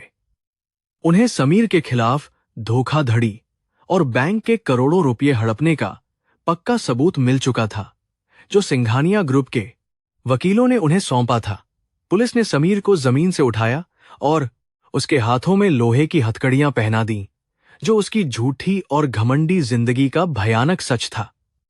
समीर अब पूरी तरह खामोश हो चुका था और उसके अंदर विरोध करने की कोई ताकत नहीं बची थी। पुलिस उसे खींचते हुए गाड़ी तक ले गई और वहां खड़े मीडिया वाले कैमरों के साथ उसकी शर्मनाक हालत की तस्वीरें लगातार खींच रहे थे। कल तक जो इंसान अपनी झूठी शान दिखाने के लिए इन कैमरों के सामने अकड़कर खड़ा होता था, आज वह अपनी शक्ल छुपाने के लिए संघर्ष कर रहा था। यह खबर पूरे शहर के टीवी चैनलों पर आग की तरह फैल गई कि कैसे एक बड़े धोखेबाज व्यापारी का पर्दाफाश हुआ है और वह जेल की सलाखों के पीछे जा रहा है। माया की न्याय की चक्की बहुत बारीकी से पीस रही थी। माया अपने दफ्तर में बैठी टीवी स्क्रीन पर वह ब्रेकिंग न्यूज शांति से देख रही थी, जिसमें समीर को पुलिस की गाड़ी में ले जाते हुए दिखाया जा रहा था। उसके दादाजी कमरे में आए और उन्होंने माया के कंधे पर अपना हाथ रखकर कहा कि तुमने परिवार के सम्मान को बचा लिया है और एक बुरा इंसान अपने सही मुकाम तक पहुंच गया है। माया ने टीवी बंद कर दिया और कहा कि यह सब केवल मेरे अकेले का बदला नहीं था, बल्कि उन सभी बेगुनाह लोगों का न्याय था जिन्हें समीर ने लालच के लिए बर्बाद किया था। बोर्ड रूम में हुई उस घटना ने कंपनी के माहौल को एक झटके में बदल कर रख दिया था और सभी अधिकारी अब माया से डरने लगे थे। माया ने आपातकालीन बैठक बुलाई और सभी को चेतावनी दी कि इस कंपनी में अब किसी तरह का भ्रष्टाचार या लापरवाही बिल्कुल बर्दाश्त नहीं की जाएगी। उसने कई नए और सख्त नियम बनाए जिससे कंपनी का कामकाज पारदर्शी हो गया और बाजार में उनकी गिरती हुई साख एक बार फिर तेजी के साथ ऊपर उठने लगी। सिंघानिया ग्रुप अब एक नई और मजबूत दिशा में तेजी से आगे बढ़ रहा था। माया ने विक्रम को बुलाया और उसे एक खास काम सौंपा जिसे वह समीर के जेल जाने से पहले पूरा करना चाहती थी।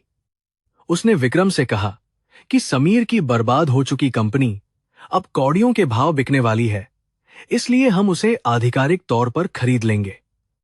वह चाहती थी कि समीर को जेल की कालकोठरी में यह खबर मिले कि जिस साम्राज्य का वह घमंड करता था, वह अब हमेशा के लिए माया के पैरों तले कुचला जा चुका है। यह माया का आखिरी प्रहार था जिसने समीर की पहचान को जड़ से मिटा दिया था। समीर पुलिस थाने की एक अंधेरी और ठंडी कोठरी में फर्श पर बैठा हुआ था और उसकी आंखों में अब केवल निराशा और खौफ का साया मंडरा रहा था। हवा में सीलन और लोहे की जंग लगी सलाखों की बदबू पूरी तरह से फैली हुई थी, जो उसे उसकी नई सच्चाई का एहसास करा रही थी। उसने कभी सपने में भी नहीं सोचा था कि उसका आलीशान जीवन इतनी जल्दी एक गंदे पुलिस थाने की कालकोठरी में आकर खत्म हो जाएगा। उसकी सारी दौलत अब एक भयानक सपना बन चुकी थी। कुछ ही घंटों पहले वह शहर के सबसे ताकतवर व्यापारियों में गिना जाता था, लेकिन अब वह केवल एक मामूली मुजरिम बनकर रह गया था। पुलिस के एक कड़क अधिकारी ने भारी जूतों की आवाज के साथ कोठरी के पास आकर लोहे के डंडे से सलाखों पर जोर से मारा, जिससे समीर बुरी तरह चौंक गया। अधिकारी ने उसे नफरत भरी नजरों से घूरते हुए कहा कि तुम्हारे सारे भ्रष्ट दोस्तों ने तुम्हारा साथ छोड़ दिया है और कोई भी तुम्हारी जमानत कराने के लिए इस थाने में बिल्कुल नहीं आने वाला है। समीर ने रोते हुए अपने कांपते हाथों को सलाखों के बाहर निकाला और उस पुलिस वाले से एक बार बात करने की भीख मांगने लगा। उसे अभी भी यह झूठी उम्मीद थी कि उसका कोई पुराना एहसानमंद सरकारी अधिकारी उसकी मदद के लिए जरूर आगे आएगा और उसे इस नर्क से बाहर निकाल लेगा। पुलिस वाले ने एक ठंडी और खौफनाक हंसी हंसते हुए उसे एक पुराना फोन पकड़ा दिया और कहा कि तुम अपनी किस्मत आजमा सकते हो, लेकिन माया सिंघानिया के खौफ से कोई भी तुम्हें बचाने की हिम्मत बिल्कुल नहीं करेगा। समीर ने जल्दी से फोन लिया और अपनी याददाश्त पर जोर डालते हुए अपने सबसे करीबी और भ्रष्ट नेता का नंबर बहुत घबराहट के साथ मिलाया। दूसरी तरफ घंटी बजती रही, लेकिन किसी ने भी उसका फोन नहीं उठाया और आखिर में मशीन की आवाज ने संपर्क काट दिया। उसने हार नहीं मानी और एक के बाद एक कई बड़े अधिकारियों और पुराने साझेदारों को फोन लगाया, जिन्हें उसने भारी रिश्वत देकर अपना वफादार बनाया था। लेकिन उन सभी लोगों ने उसका नंबर देखते ही अपने फोन पूरी तरह से बंद कर लिए थे। उसे अब यह भयानक सच्चाई बहुत गहराई से समझ में आने लगी थी कि माया ने न केवल उसकी कंपनी को बर्बाद किया है, बल्कि उसके सारे संपर्कों को भी हमेशा के लिए खत्म कर दिया है। सिंघानिया परिवार की ताकत इतनी ज्यादा विशाल थी कि कोई भी इंसान अपनी नौकरी और जिंदगी को खतरे में डालकर समीर जैसे धोखेबाज की मदद नहीं करना चाहता था। उसका पूरा घमंड और उसका वह सारा झूठा रुतबा अब एक ताश के पत्तों के महल की तरह पूरी तरह से ढहकर जमीन पर गिर चुका था। समीर हताश होकर वहीं ठंडी जमीन पर गिर पड़ा और जोर जोर से रोने लगा, क्योंकि अब उसके पास कोई रास्ता नहीं बचा था। उसे उस रात की याद आने लगी जब उसने माया को बेघर कर दिया था और वह बिना एक आंसू बहाए चुपचाप घर से निकल गई थी। आज वही लाचारी और वही गहरा अपमान समीर को महसूस हो रहा था, लेकिन उसके साथ रोने वाला कोई भी इंसान वहां मौजूद नहीं था। उसने अपनी लालच के चक्कर में अपना सबसे सच्चा रिश्ता हमेशा के लिए खो दिया था। दूसरी तरफ रिया ने अपना बड़ा बैग लेकर शहर के मुख्य हवाई अड्डे की तरफ भागने की पूरी कोशिश की थी ताकि वह दूर जा सके। उसने समीर के सारे कीमती जेवर और बहुत सारा नकद पैसा चुरा लिया था और वह अपनी नई जिंदगी शुरू करने के झूठे सपने देख रही थी।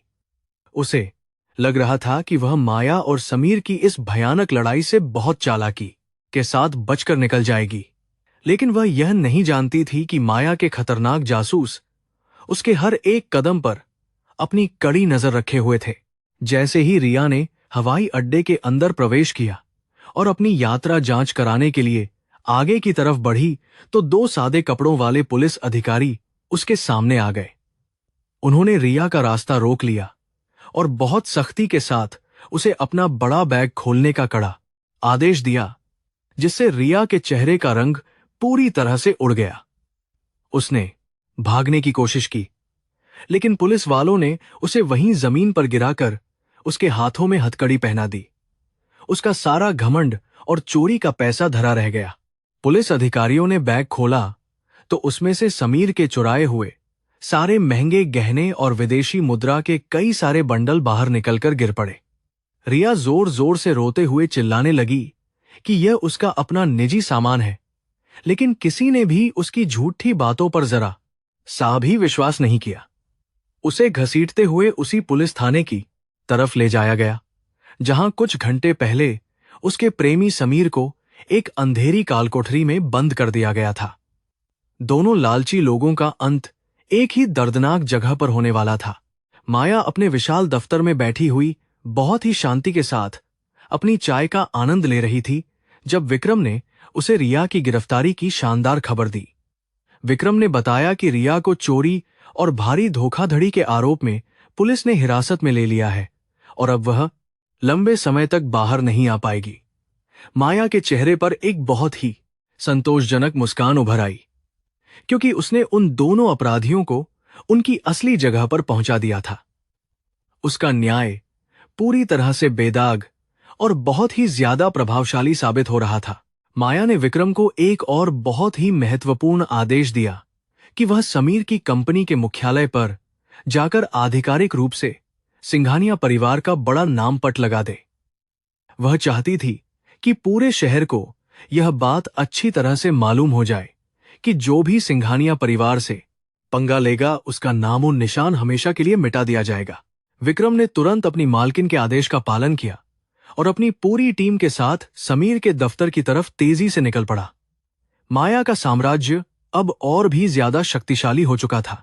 समीर के पुराने दफ्तर के बाहर एक बहुत बड़ी और भारी मशीन लाई गई, जिसने सबसे पहले उस इमारत से समीर की कंपनी का घमंडी नाम वाला बोर्ड उखाड़कर नीचे फेंक दिया।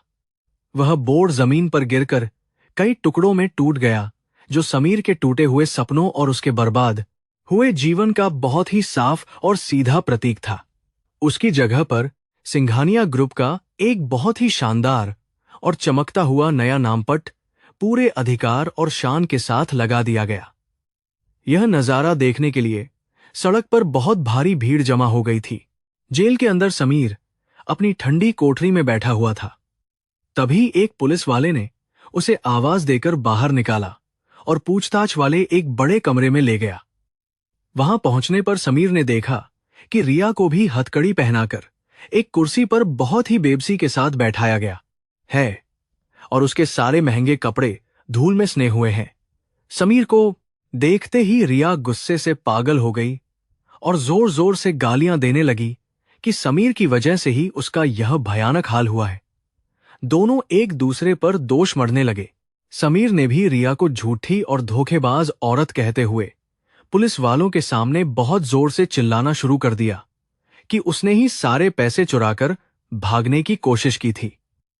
पुलिस के बड़े अधिकारी उन दोनों की इस घिनौनी और शर्मनाक लड़ाई को बहुत ही शांति के साथ देख रहे थे और वे उनकी बातों को दर्ज भी कर रहे थे। लालच और धोखे की बुनियाद पर बना हुआ उनका वह झूठा रिश्ता अब पूरी तरह से नफरत और दुश्मनी की एक बहुत ही खौफनाक आग में जलकर पूरी तरह से राख हो चुका था।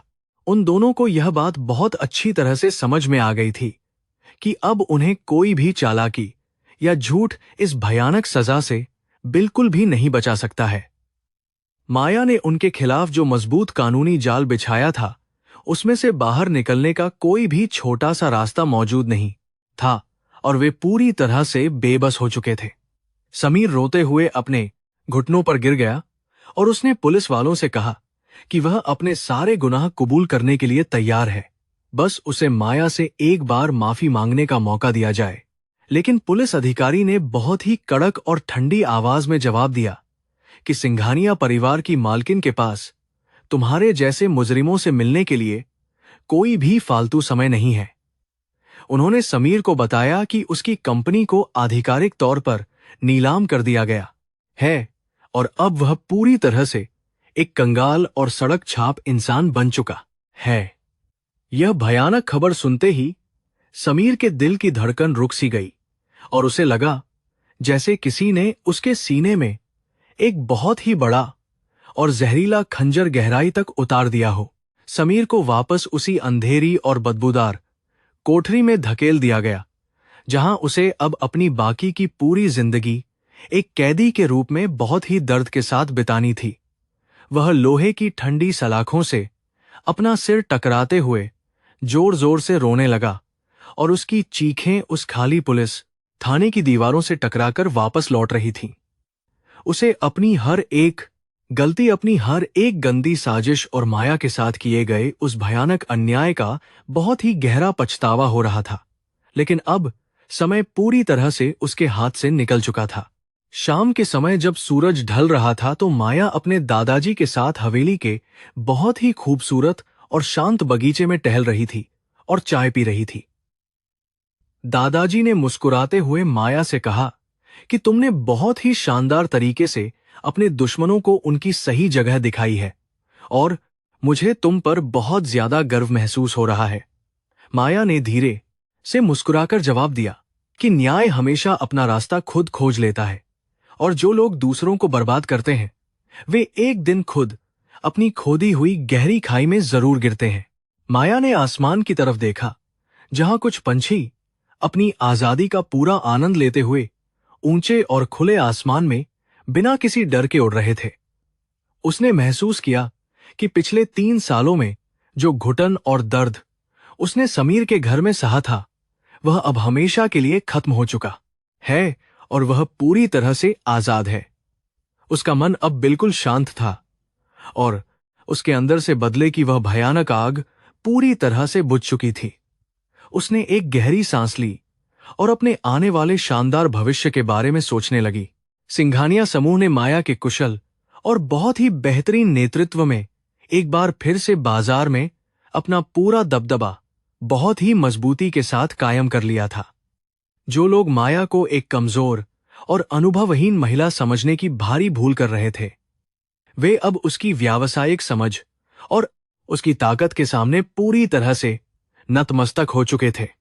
उसने समीर की उस डूबी हुई कंपनी के सारे बेकसूर और गरीब कर्मचारियों को वापस नौकरी पर रख लिया था, जिससे पूरे शहर में उसकी बहुत ज्यादा तारीफ हो रही थी और उसका सम्मान बढ़ रहा था।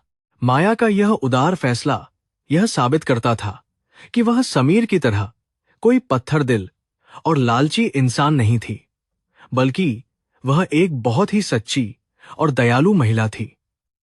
उसने केवल उन लोगों को सजा दी थी जिन्होंने भ्रष्टाचार किया था और बेगुनाह लोगों को उनका हक बहुत ही सम्मान के साथ वापस लौटा दिया था। शहर के सारे बड़े अखबारों और समाचार माध्यमों पर केवल माया सिंघानिया की ही चर्चा हो रही थी और उसे एक बहुत ही बड़ी और महान प्रेरणा के रूप में देखा जाने लगा था। उसकी जीत हर मायने में मुकम्मल थी। दूसरी तरफ अदालत में समीर और रिया के खिलाफ मुकदमे की बहुत ही सख्त तैयारी तेजी के साथ शुरू हो चुकी थी और उनके बचने का कोई भी रास्ता नहीं था। शहर के सबसे बड़े और महंगे वकीलों ने भी उनका मुकदमा लड़ने से पूरी तरह से साफ इनकार कर दिया था, क्योंकि उनके खिलाफ सबूत इतने ज्यादा पक्के और खतरनाक थे। समीर को हर रोज अदालत में एक मुजरिम की तरह पेश किया जाता था और लोग उसकी शर्मनाक हालत की तस्वीरें लगातार खींचते रहते थे, जिससे उसका बचा खुचा सम्मान भी पूरी तरह से खत्म हो गया था। अदालत के एक बहुत ही अहम और बड़े दिन समीर कटघरे में खड़ा हुआ था और उसकी आंखें पूरी तरह से लाल और आंसुओं से भरी हुई थीं।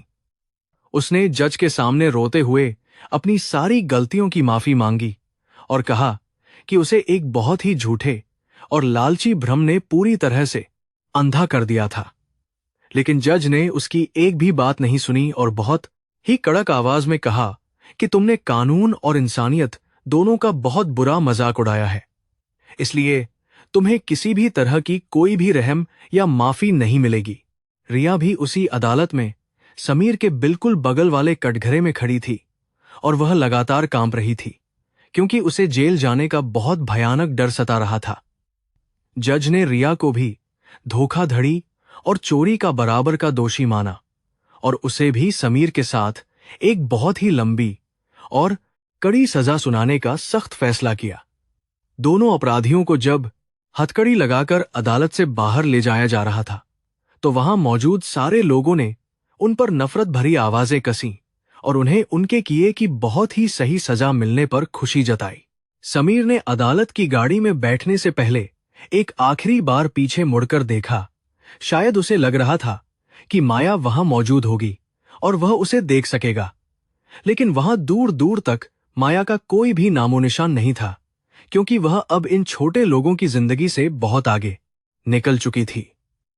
माया के लिए समीर का अध्याय हमेशा के लिए बंद हो चुका था और वह अब अपने विशाल साम्राज्य को नई ऊंचाइयों पर ले जाने के लिए पूरी तरह से तैयार थी। समीर का वह घमंडी साम्राज्य पूरी तरह से मिट्टी में मिल गया था। समीर और रिया को शहर की सबसे सुरक्षित और खौफनाक जेल में भेज दिया गया, जहां उन्हें चक्की पीसने और कठोर मेहनत करने की सजा दी गई थी। रात के अंधेरे में जब जेल की कोठरी में सन्नाटा छा जाता था, तो समीर को केवल अपने झूठे अहंकार और अपनी उस बहुत बड़ी बेवकूफी पर रोना आता था। उसने सोने की एक बहुत ही कीमती चिड़िया को खुद अपने हाथों से हमेशा के लिए उड़ा दिया था और उसके बदले में कोयले के चंद टुकड़ों को अपना मान लिया था। यह पछतावा अब उसकी हर सांस के साथ उसे डसता रहेगा। इस तरह अहंकार, लालच और धोखे की एक बहुत ही घिनौनी कहानी का हमेशा के लिए एक बहुत दर्दनाक और खौफनाक अंत हो गया। माया ने साबित कर दिया कि कोई भी इंसान अपनी असली ताकत और स्वाभिमान से ही दुनिया पर राज कर सकता है, न कि किसी झूठी दौलत या दिखावे से। उसने अकेले दम पर एक पूरे भ्रष्ट तंत्र को जड़ से उखाड़कर फेंक दिया था और समाज के सामने न्याय की एक बहुत ही महान मिसाल कायम कर दी थी। उसका नाम अब हमेशा के लिए सुनहरे अक्षरों में दर्ज हो चुका था।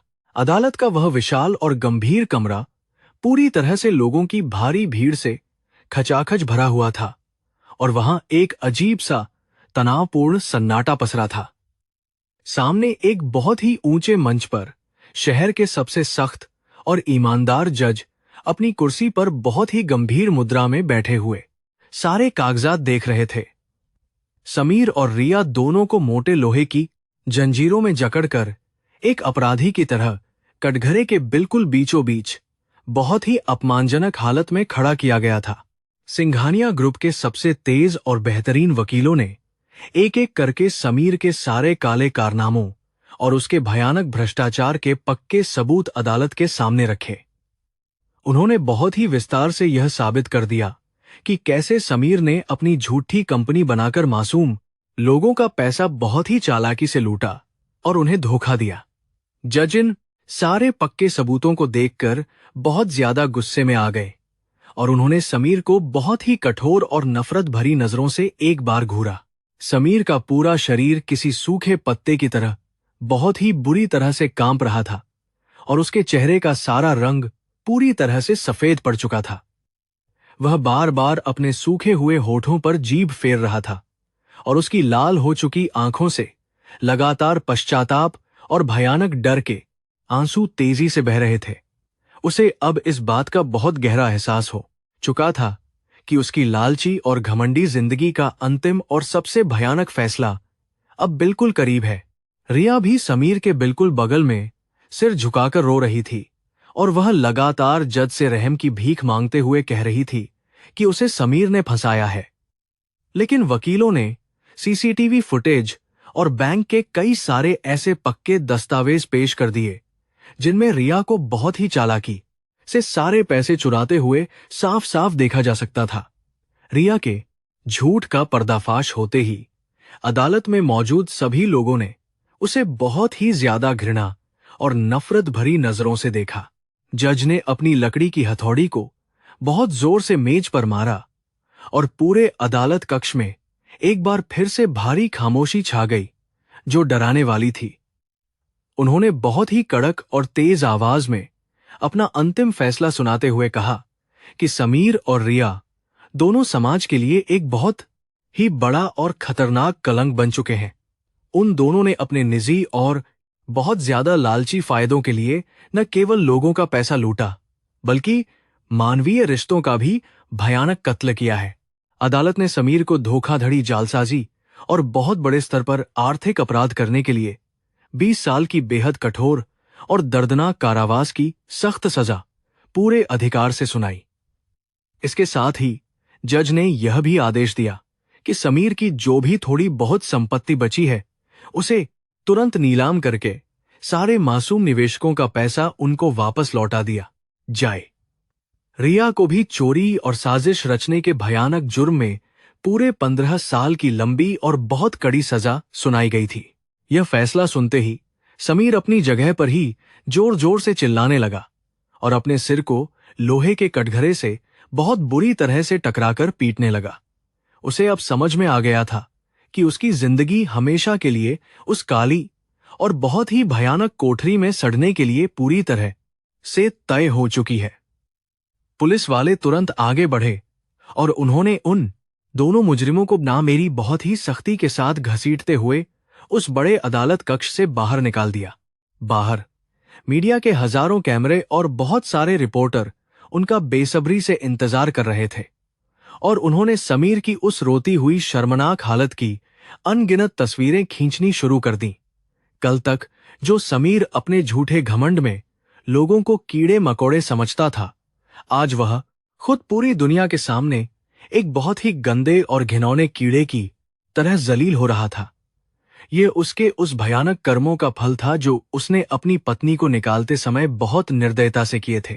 शहर के सबसे ऊंचे और शानदार टॉवर के बिल्कुल ऊपरी हिस्से में स्थित अपने बहुत ही आलीशान और विशाल दफ्तर में माया एक बहुत बड़ी कांच की खिड़की के सामने खड़ी थी। वह अपने हाथ में एक बहुत ही महंगी और गर्म कॉफी का शानदार प्याला पकड़े हुए थी और बाहर के सुंदर नीले आसमान को बड़ी शांति से निहार रही थी। टीवी स्क्रीन पर चल रही अदालत की वह ब्रेकिंग न्यूज अब पूरी तरह से खत्म हो चुकी थी और कमरे में बहुत सुकून था। विक्रम ने बहुत ही सम्मान के साथ धीरे से दरवाजा खोला और माया के पीछे कुछ दूरी पर जाकर अपना सिर झुकाकर बहुत ही अदब और शान के साथ खड़ा हो गया। उसने बहुत ही शांत और गंभीर आवाज में माया को सूचना दी कि अदालत का अंतिम फैसला आ चुका है और आपके दोनों दुश्मनों को बहुत ही कड़ी सजा दे दी गई है। माया ने बिना पीछे मुड़े केवल अपना सिर बहुत ही हल्के से हिलाया, क्योंकि यह खबर उसके लिए हैरानी वाली नहीं थी। माया के चेहरे पर अब कोई भी नफरत, गुस्सा या किसी भी तरह के बदले की भावना बिल्कुल भी नहीं दिखाई दे रही थी, जो पहले बहुत ज्यादा थी। उसने अपने उस दर्दनाक अतीत को हमेशा के लिए पीछे छोड़ दिया था और अब वह पूरी तरह से एक नई और बहुत ही ताकतवर आजाद महिला में बदल चुकी थी, जिसका मन शांत था। उसने अपनी कॉफी का एक छोटा सा घूंट लिया और विक्रम से कहा कि अब हमें अपने नए प्रोजेक्ट पर ध्यान देना चाहिए। सिंघानिया ग्रुप ने माया के शानदार नेतृत्व में बाजार में अपनी एक बहुत ही मजबूत और नई साख पूरी तरह से दोबारा कायम कर ली थी, जिसे तोड़ना असंभव था। जो लोग माया को केवल एक कमजोर औरत समझकर उसका मजाक उड़ाते थे, वे अब उसके फैसलों का सम्मान करने के लिए पूरी तरह मजबूर हो गए थे। माया ने साबित कर दिया था कि असली ताकत झूठे दिखावे में नहीं, बल्कि एक बहुत ही शांत और मजबूत इरादे में छुपी होती है। दादाजी भी माया के इस शानदार बदलाव को देखकर बहुत खुश थे और उन्हें अपनी पोती पर सबसे ज्यादा गर्व महसूस हो रहा था। उन्होंने माया को अपने विशाल व्यापारिक साम्राज्य का पूरी तरह से अकेला और स्वतंत्र उत्तराधिकारी घोषित कर दिया था, जिससे पूरे शहर के व्यापार जगत में भारी खलबली मच गई थी। हर कोई अब सिंघानिया ग्रुप के साथ काम करने और उनके मजबूत संबंध बनाने के लिए पूरी तरह से बहुत ही ज्यादा बेताब दिखाई दे रहा था।